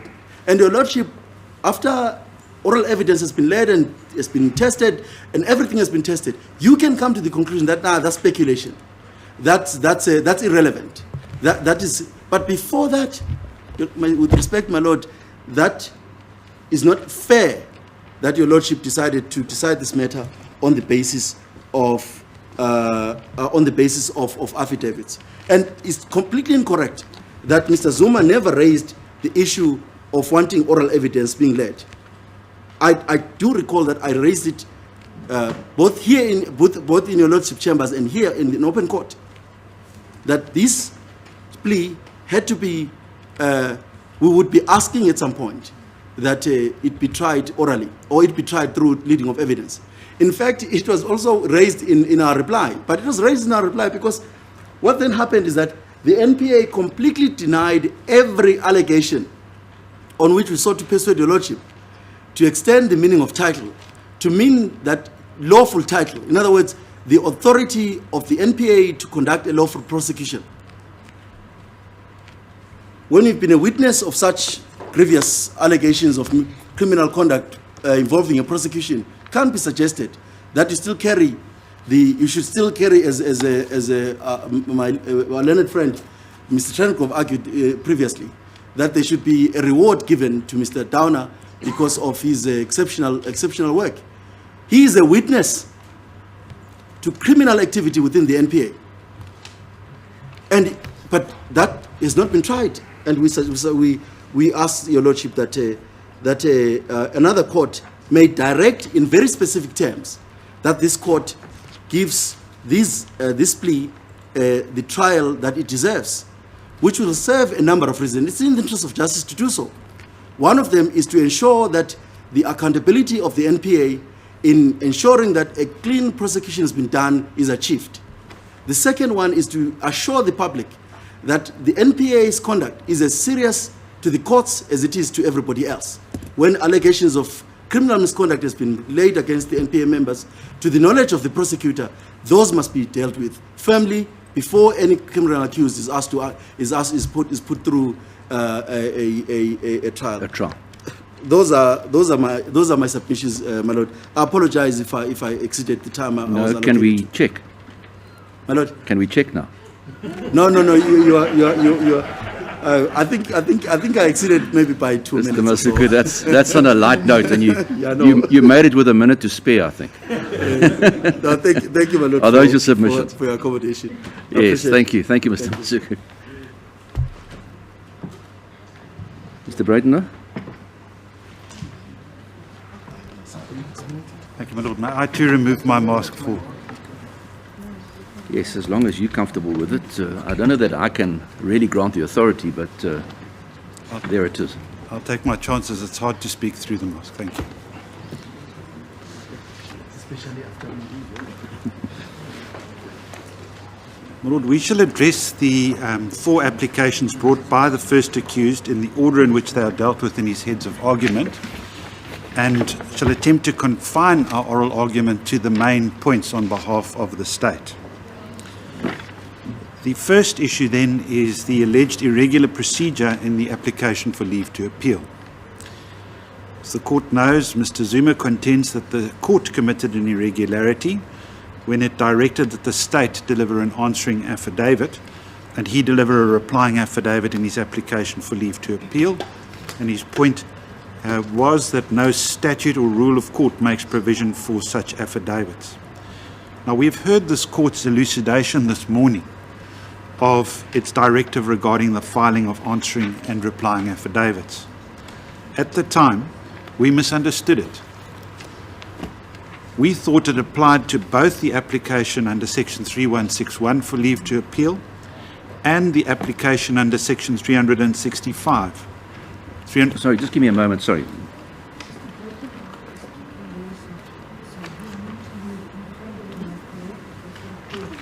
Yes, Mr. Breitenbach, I've just been told that you're speaking quite softly, so you must move right in front of a microphone, not a press microphone, but a court microphone. Perhaps is that thing's on wheels? Well, then just move it up, please. Thank you. Sorry to have interrupted you, but please continue. I'll start again for the... No, I've said you said it was misunderstood, Yes. and obviously in the fullness of the judgment, I will set out the verbatim wording of the letters, Yes. and it can then be decided whether it was a justifiable error or not. But yes, the state also proceeded on that basis. Yeah, we accept that we have misunderstood it Yeah. as applying to both applications, the Yes. 316 application for leave to appeal and the 3165 application for leave to adduce further evidence, and not just the latter. But we submit that this court's elucidation, which my learned friend Mr. Mpofu accepted this morning, removes Mr. Zuma's cause for complaint, because it's a complaint against the court, and the court has now explained what was meant.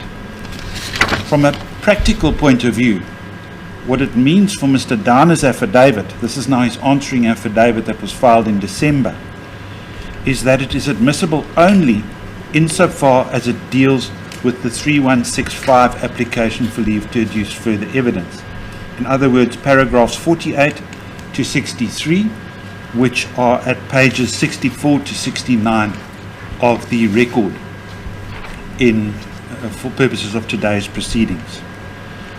Lastly, in this connection and in any event, we submit that the state's delivery of an answering affidavit in the 3161 application for leave to appeal did not prejudice Mr. Zuma.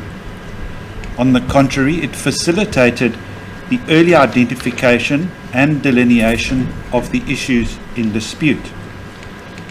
In the period since mid-December, when the state's answer was delivered, Mr. Zuma and his legal team have had ample time and a proper opportunity to respond to the state's points.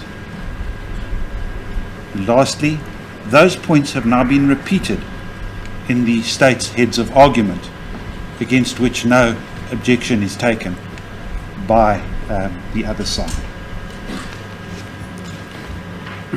Yeah. That then brings me to Mr. Dana's alleged conflict of interest. Mr. Zuma alleges that Mr. Dana should not have deposed to the state's answering affidavit in the application for leave to appeal or the application to adduce further evidence, because the special plea in terms of 1061H concerned him, what related, in other words, to him. Now, we deal with this issue in our heads at pages 6 to 7, paragraphs 13 to 16, and we make 3 submissions. In brief, they are the following.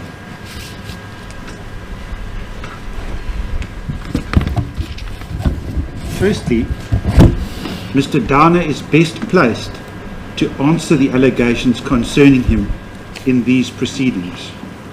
We make this point in our heads at page 16, paragraph 15, where we submit as follows. Mr. Dana made the state's answering affidavit in response to the special plea, without demur from the first accused. Doubtless, the absence of any objection to his doing so was because, as the person best placed to answer the welter of allegations against him, it was obviously right that he deposed to that affidavit. There is no good reason why a different deponent should make the state's answering affidavit in the application for leave to appeal against the dismissal of his special plea. Our second submission is that, far from having a conflict of interest, he has an identity of interest with the state. In other words, the state opposes the relief sought by Mr. Zuma on the same grounds, which are set out in Mr. Downer's affidavit, but which, as we've said, is not, that part of his affidavit is not admissible anyway. What is admissible is his opposition, grounds for opposition to the 3165 application. And the fact that there is an identity of interest between Mr. Downer, what he said, and what the state says, appears from our heads of argument. We have submitted those heads of argument on the behalf of the state, and there's no point taken that they were not, and that this oral argument today is not being adduced to you on behalf of the state. The last point is that Mr. Downer has been designated by the DPP to conduct the prosecution of both accused and to carry out any functions incidental to the prosecution. My learned friend Mr. Masuku read from that designation today. We submit that deposing to the state's answering affidavit in these proceedings is a function incidental to the prosecution. The state is entitled to select the deponent to its answering affidavit.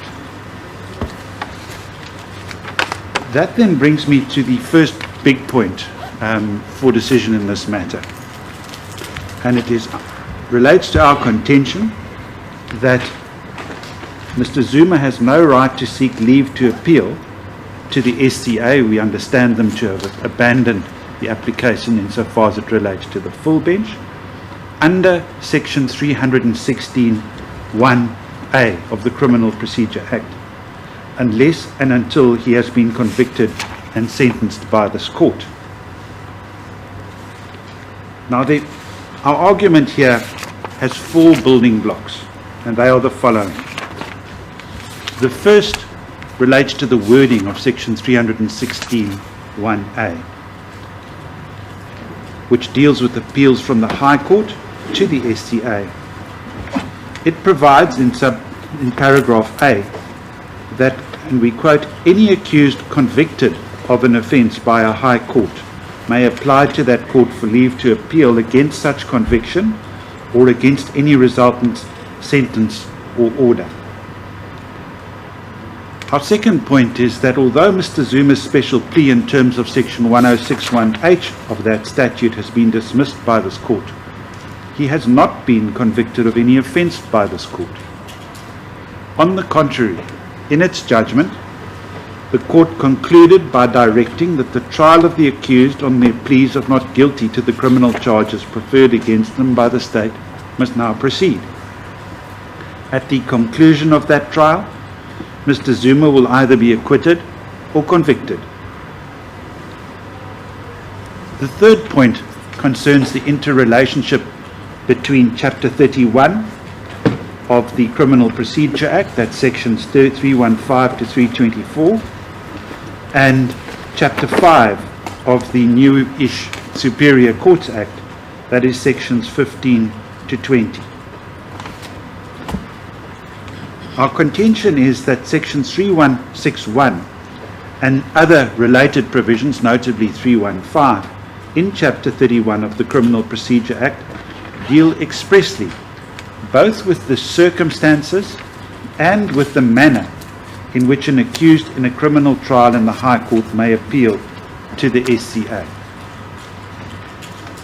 As a result, we submit those provisions are not supplemented by Chapter 5 of the Superior Courts Act, the chapter dealing with appeals generally. It regulates, as the court knows, amongst other things, appeals from the High Court.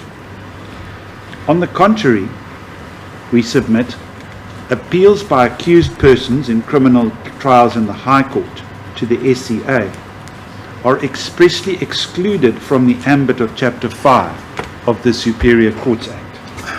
And that is due to the definition of the word appeal in Section 1 of the Superior Courts Act, which provides that in Chapter 5, unless the context otherwise indicates, the word appeal, and I quote, does not include an appeal in a matter regulated in terms of the Criminal Procedure Act. And we submit the correctness of these propositions can be tested by comparing the facts of the present case with the facts of the leading constitutional authority, Leashing, SV Leashing, Liesching and others, 2017, 2 SACR 193 Constitutional Court. It's number 5 in our bundle at pages 18 to 27. In the present matter, we contend Section 316(1). It's a different factual scenario. Completely different. Leashing deals with an appeal in respect of the refusal by the President of the Supreme Court of Appeal to refer a refusal of a petition for consideration by the court, the SCA. Now, it flows from, I think it was Jacob J. and Chwala. Or it might have been, no, I think it was Musi AJ in the previous Leashing matter. Yeah, that's correct. Saying that the provisions of of the Superior Courts Act and also the Criminal Procedure Act, they are comprehensive but not exhaustive. Yes. It was Musi AJ. Yes. And it's for that reason that because 316 doesn't deal with an appeal post what would normally be the final step in the criminal judicial process. That is where where 2 judges of the Supreme Court of Appeal have refused a petition and the President then refuses to have that reconsidered. That is something not catered for in Section 316 or 317 or whatever that chapter is, Chapter 31 of the CPA. And one can understand that. We're not dealing with that situation. We're dealing with a situation pre-conviction. You understand your argument that it's 316, and I think 315 also deals with it, that it requires, there's no appeal until conviction, and then in respect of conviction, sentence, and any incidental orders, or something like that, that the section speaks of. Does that exclude, though, taking into account that the provision is comprehensive but not exhaustive, the situation like, for example, a special plea on jurisdiction that, let's for argument's sake accept, was rejected for totally the wrong reasons, which brings us back more to whether it would be in the interest of justice that an appeal be pursued at that point, which almost smacks of Western areas and what Howie P. said there. But the problem with that is that, well, not the problem, although the court there didn't act on it, Howie P., the President, said that the legislative authority for that is Section 21(1). Now, it seems to me that in Leashing, the basis upon which the court proceeded was that the word, quote, decision, unquote, in Section 17 of the Superior Courts Act would include the kind of decision that the President of the Supreme Court of Appeal had taken. Now, couldn't that interpretation be extended to also include, for example, a special plea on jurisdiction, notwithstanding that prima facie still forms part of the trial, i.e. pre-conviction, and therefore not expressly within the provisions of Section 3161A. That's really the crux of the issue, isn't it? On this particular issue, Yeah. I do agree that you've put your finger on it with respect, my Lord. May I suggest that we approach the matter this way? Yes. There are three important cases.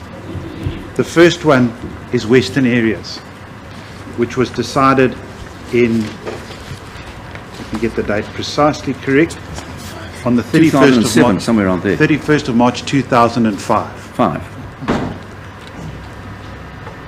The second is the case referred to by my learned friend Mr. Mpofu this morning, the 2007 Basson Basson judgment. case.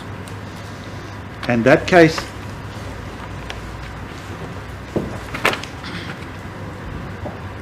concerns section 319, not 316.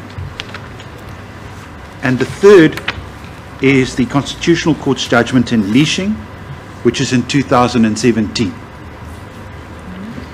Now, as your Lordship pointed out, at the time when Western Areas was decided, we were in the regime of the old Supreme Court Act of 1959, and Section 21, Sub 1 of that Act conferred on the Appellate Division, then Appellate Division, SCA, authority to hear appeals generally in addition to any authority conferred on it by other statutes.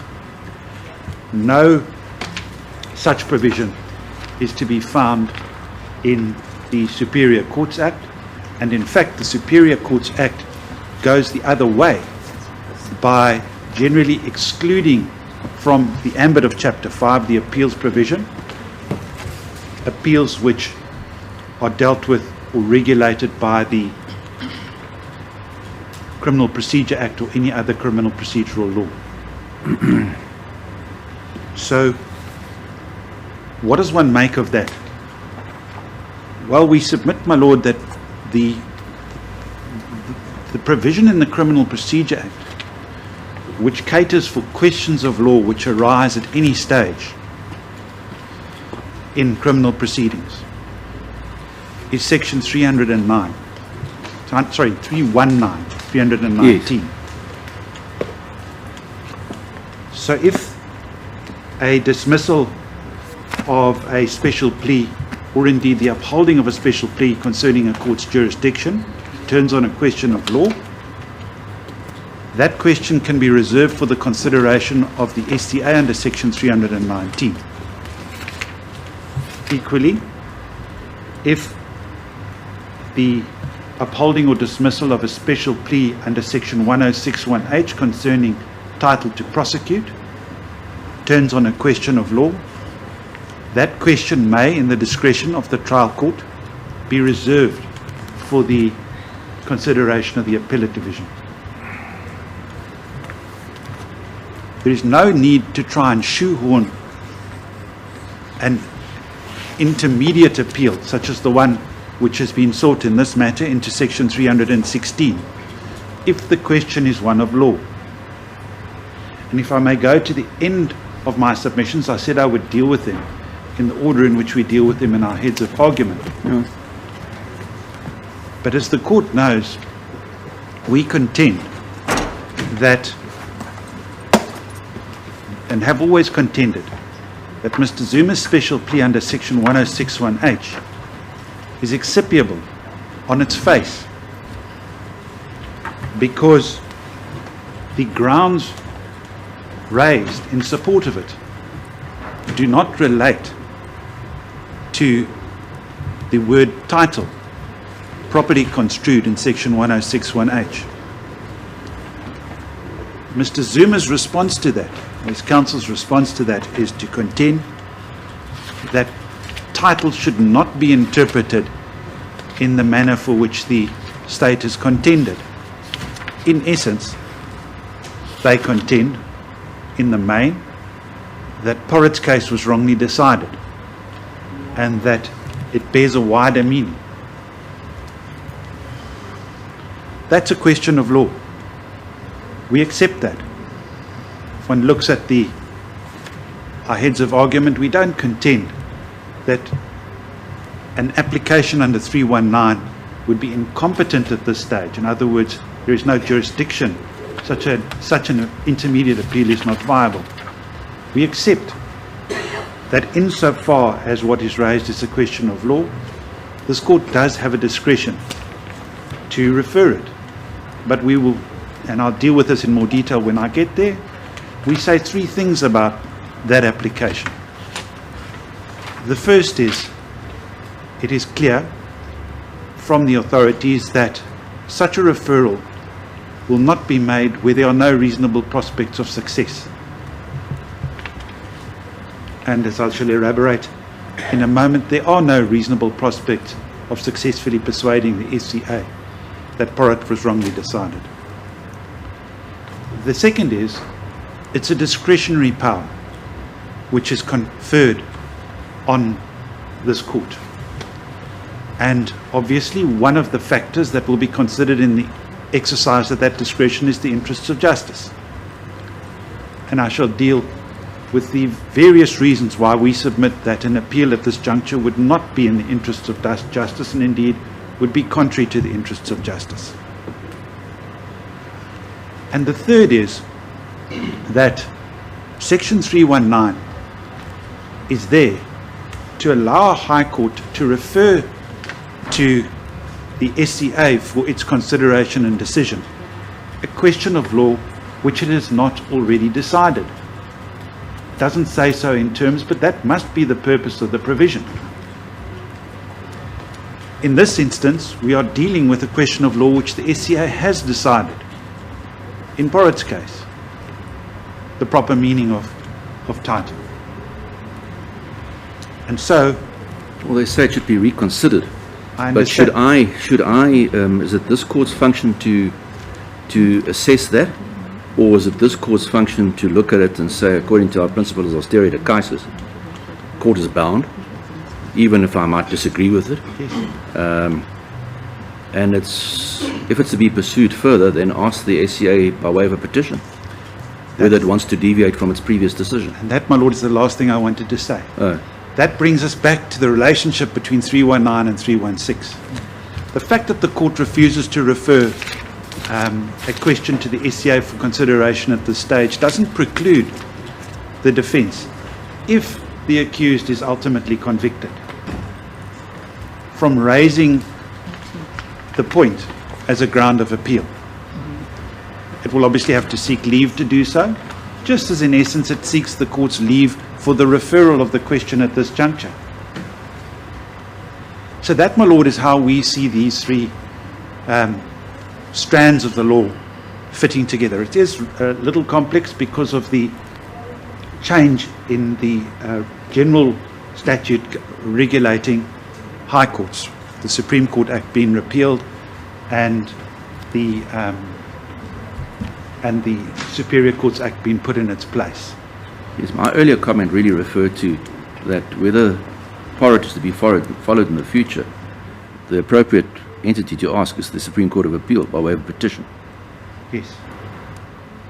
And it, Because as things stand at the moment here, if I consider it on all fours, I'm bound to follow it. I don't have an option, yes, as the full court would have. hence the abandonment of the appeal. And in to fact, the the full court. SCA doesn't have a carte blanche authority. It must be satisfied that its previous decision is wrong. Clearly But that's a call that it would have to make. Yes, clearly wrong, my lord. It's a Clearly higher wrong. standard. Well, that's Camps Bay case, isn't it? Yes. Yes. Otherwise, the doctrine of precedent will be upended, and that there are various legal interests which would be adversely affected by that open-ended consideration and reconsideration of questions. So, my lord, may I just then briefly finish the argument on 3161A? So what we essentially agree with your lordship. The essence of the distinction, I'm just looking at leashing on the facts. May I commend to your lordship on the law, the most important paragraphs in the leashing judgment are all on page 23 of our bundle. They are paragraphs 23. They're paragraphs 36 to 44. And later in the judgment, his lordship applies the law as stated there to the facts. Let's just start with Leasing's case. Leasing, unusual factual situation. Three people were convicted of murder. It seems the evidence of one witness played a big role in that. They were sentenced to lengthy periods of imprisonment, and then a fourth person was tried separately from. I've read the judgments, both of them. And he recanted the evidence that he'd given previously. Unfortunately for them, by that time, they had applied unsuccessfully for leave to appeal in the High Court, and their petition to the SCA had failed. They asked the President of the SCA, under the proviso to Section 17(2)(f) of the Superior Courts Act, to refer their petition back to the judges who'd received it for reconsideration, because it was essentially now a petition for something different, for an appeal in which they would seek the leave of the SCA under Sections 316, 12 and 13 of the CPA to lead this further evidence. And the President said no, they'd reached the end of the road as far as that proceeding was concerned. They had to use Section 327 of the Criminal Procedure Act, which caters for this situation but allows the Minister of Justice to refer the matter to the court, which will then hear the evidence, and if the court believes that the result would have been different, to then make a recommendation to the President for the exercise of his or her prerogative as to pardon, etc. The CC approached the matter on this basis. It said the Criminal Procedure Act procedure had run out. There was no further appeal. The Section 327 process is not an appeal. It is a process which may or may not result in a pardon being granted by the President, by the executive, by the person in his capacity as head of state, actually not the head of executive. And it's in those circumstances that Chapter 5 supplements the procedure in the Criminal Procedure Act. And as I've endeavoured to explain, our Criminal Procedure Act has provisions which deal with, firstly, when an accused may ordinarily appeal, and secondly, with the reservation of questions of law at any stage in the proceedings, not just at the end of the proceedings, so says Lasson's case in 150, para 152. And so we do have a procedure under which hasn't run out. So the real application before you today we submit is a Section 319 application, not a 316 1A application. You may ultimately, if Mr. Zuma is convicted on any of the charges against him, be faced with a 316 application in which the leave to appeal is sought against the dismissal of his special plea. That's assuming your Lordship doesn't exercise the 319(1) power in their favour in the meantime. There was some reliance placed on Section 3530 of the Constitution as an alternative basis. My learned friend argued it orally this morning. That provision, as the court notes, provides that every accused person's right to a fair trial includes the right of appeal to or review by a higher court. That's the wording used. But as your Lordship mentioned, in Tuala's case, 2000 Volume 1, SA 879CC at paragraphs 9 to 11, the court interpreted that provision in a way which makes it clear that it applies only to appeals against a conviction or sentence. So we submit that Section 3530 of the Constitution doesn't provide. What are the paragraph numbers again? Sorry, I didn't make a So note. it's paragraphs 9 to 11 of Tuala. They're in our bundle Yes, no, I've at read pages it. 41 to 42. Now, assuming, my Lord, that you're against us on our primary submission, and what I'm now going to say also relates to the exercise of your Lordship's discretion under Section 319 in relation to the request for the reservation of a question of law. In both instances, the following question arises. Would an appeal at this juncture be in the interests of justice? And we accept that your Lordship will have to get to that question insofar as what is being sought from you is a request for a referral to the SCA for a reconsideration of its decision in Porrit, specifically Para 7 and Para 8, as to the meaning of title in 1061H.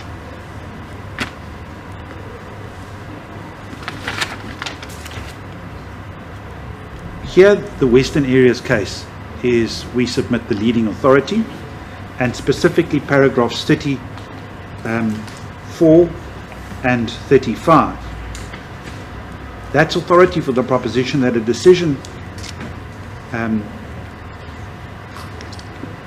which doesn't have the effect of disposing of a substantial portion of the release claimed in a criminal case should be taken on appeal intermediately, only if the interests of justice in doing so in the particular case outweigh the considerations which underlie the general rule against piecemeal. Was that now? Appeals.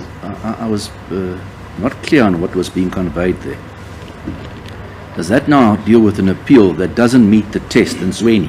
Yes.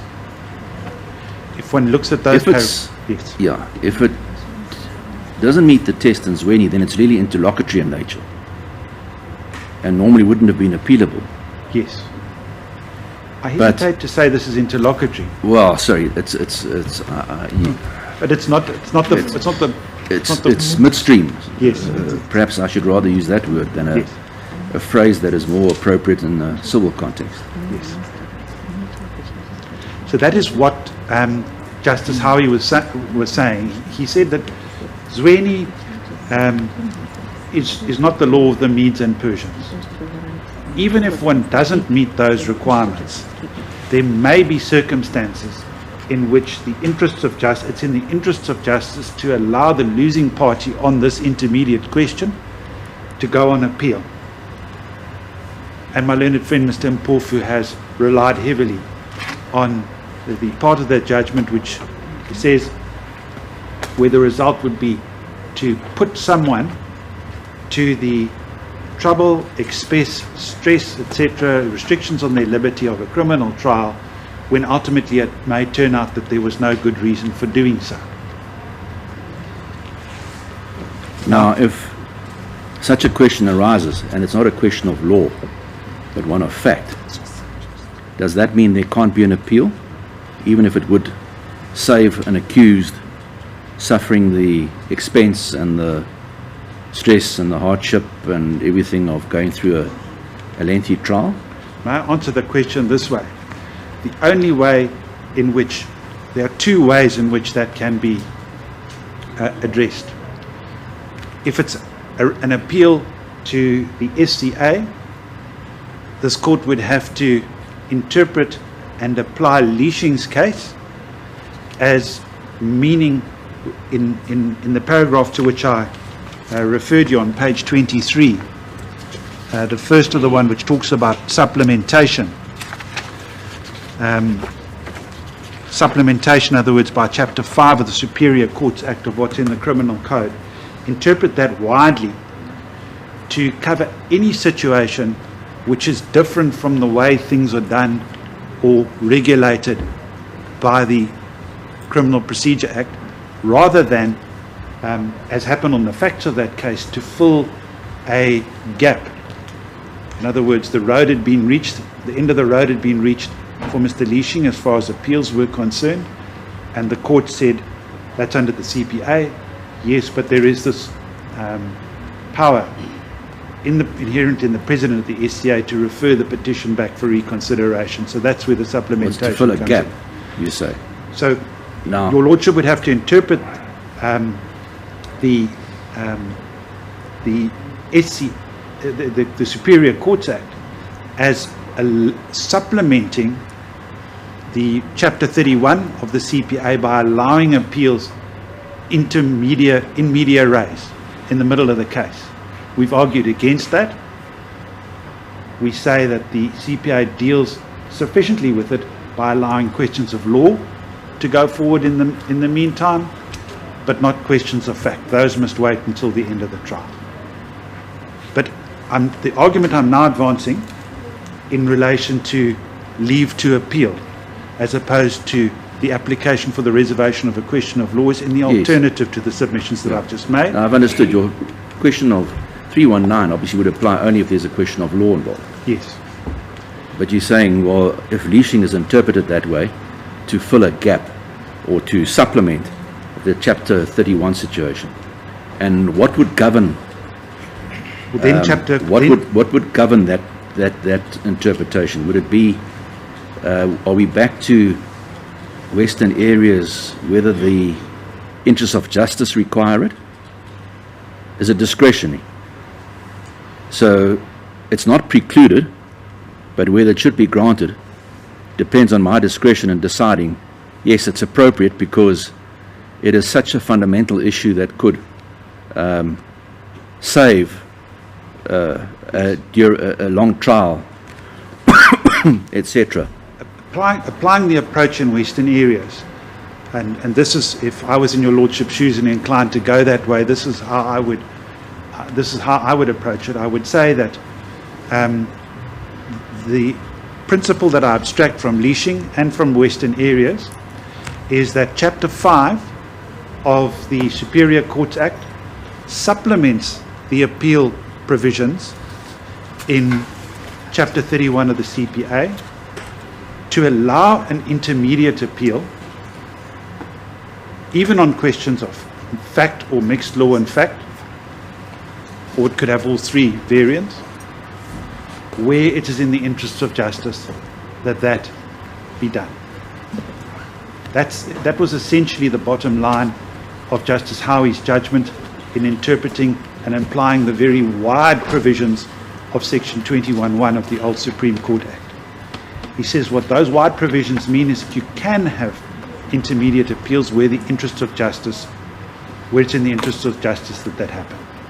Because as much as it might be appealing on a sort of a clean break, the notion that there's no appeal at all ever prior to conviction is quite a jump to make in logic. Well, it's, yes. It was there on Section 21(1). It was there on Western areas. Cases have always said appeal shouldn't, or criminal trials shouldn't be disposed of in a piecemeal manner. 2008, around about there, the very strong comments by Langa CJ in Tint were expressed. Then at that stage already, the Superior Courts Act, I think, was in the process of being considered. The bill was. And I've tried to look at the history of it. It seems the definition of appeal only was introduced at the Justice Portfolio Committee stage. So it came quite late. I was not aware of it. Yeah, well, if my research is correct, as I say, I've had limited time. I've just been scratching around. The question then is whether by that introduction of that definition of appeal, which didn't exist in the in the Supreme Court Act, quite a drastic new dispensation was being contemplated for appeals in criminal matters. But it's not surprising that a new dispensation, if you like, in criminal appeals was being contemplated and was sought to be introduced, because it fits in, if I can use some old terminology, with the mischief that Langa CJ was talking about in Tint, in the interim.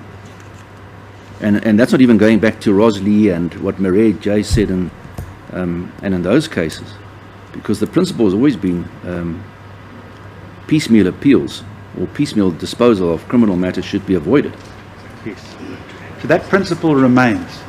And my Lord, you asked me what would the legal basis be for the general possibility of a general appeal, not just appeal on a question of law prior to conviction. Yes. I submit it would be Is it a leashing, Section 17(2)(f)? It would no. What? It would be rooted in the principle in leashing, which is specifically in paragraph 36, which I think I must take your Lordship to, that the function of the Superior Courts Act is to complement and supplement the CPA. Our argument is, as the court knows, is that is where there is a gap, and that we don't have a gap here, and we certainly don't have Section 21(1) of the old Supreme Court Act. But the argument against this, and it hasn't been fully articulated, but this is a question of law, and in fairness I must articulate as best I understand it the argument against the position which we've adopted, and it's rooted in paragraph 36 Sorry, at page 23 of our bundle, yes. where Musi AJ, speaking for the unanimous Constitution Court, says the reason for the exclusion of appeals regulated in terms of the CPA or any other criminal procedure from the purview of Chapter 5, that's a reference to the definition of appeal, is to avoid duplication. It would be senseless to have two statutes regulate the same subject matter. The legislature recognized that although the CPA deals comprehensively with appeals in criminal matters, it doesn't do so exhaustively. Chapter 5 of the SC Act, insofar as it deals with appeals, complements and supplements the CPA. The purpose of the definition, therefore, is not only to harmonize the provisions of the two, but also to supplement the provisions of the CPA. Then he goes on to quote the definition of appeal, and he says in 38, the CPA regulates appeals in criminal proceedings in respect of superior courts in 316 to 324 and so on and so forth. Hence our argument that it is in fact regulated, but there is another way of approaching this. Your Lordship may interpret complements and supplements as, because that is the interpretation of the Constitutional Court of this new dispensation, as meaning allows for these generalized intermediate appeals where it is in the interests of justice to do so. And that would be the argument against us, but rooted in the interaction between these two statutes. But then you carry on and you say it's not in the interest of justice, even if there is such a discretion. And assuming I've lost that argument, I'd like now Yes. to deal with the interests of justice. Is it convenient, perhaps? I've avoided watching my watch, but I see we've exceeded 1 o'clock, and we need a comfort break for the benefit of those present. Can we resume at 2 o'clock? Or, well, let me give you a bit more. At 15:15. I'm at any time that suits you, my lord. Yes. I'm a I bit just want concerned to, about I want to fit in the, you've had discussions with Mr. Mpofu. Yes. How long do you think you will still be? And then allowing some time for a short reply before we're running out of the court day. So before 4. I will definitely make sure that I'm finished in time to give my learned friend time to reply. He has a very important engagement tomorrow, yes. and it would not be desirable that we have to come back on another day to finish this. Is that an order, Mr. Mpofu? We'll take the adjournment now. Yes, my lord. Apropos your question, then maybe we should come back at 2, my lord. On that At basis. 2. Yes, my lord. And you'll be able to finish before 4. We will, my lord. Yes. All right. On that basis, then I'll come back at 2. Thank you, my lord. And so the court will adjourn for the long adjournment until 2 o'clock. As a pleasure. Court will rise.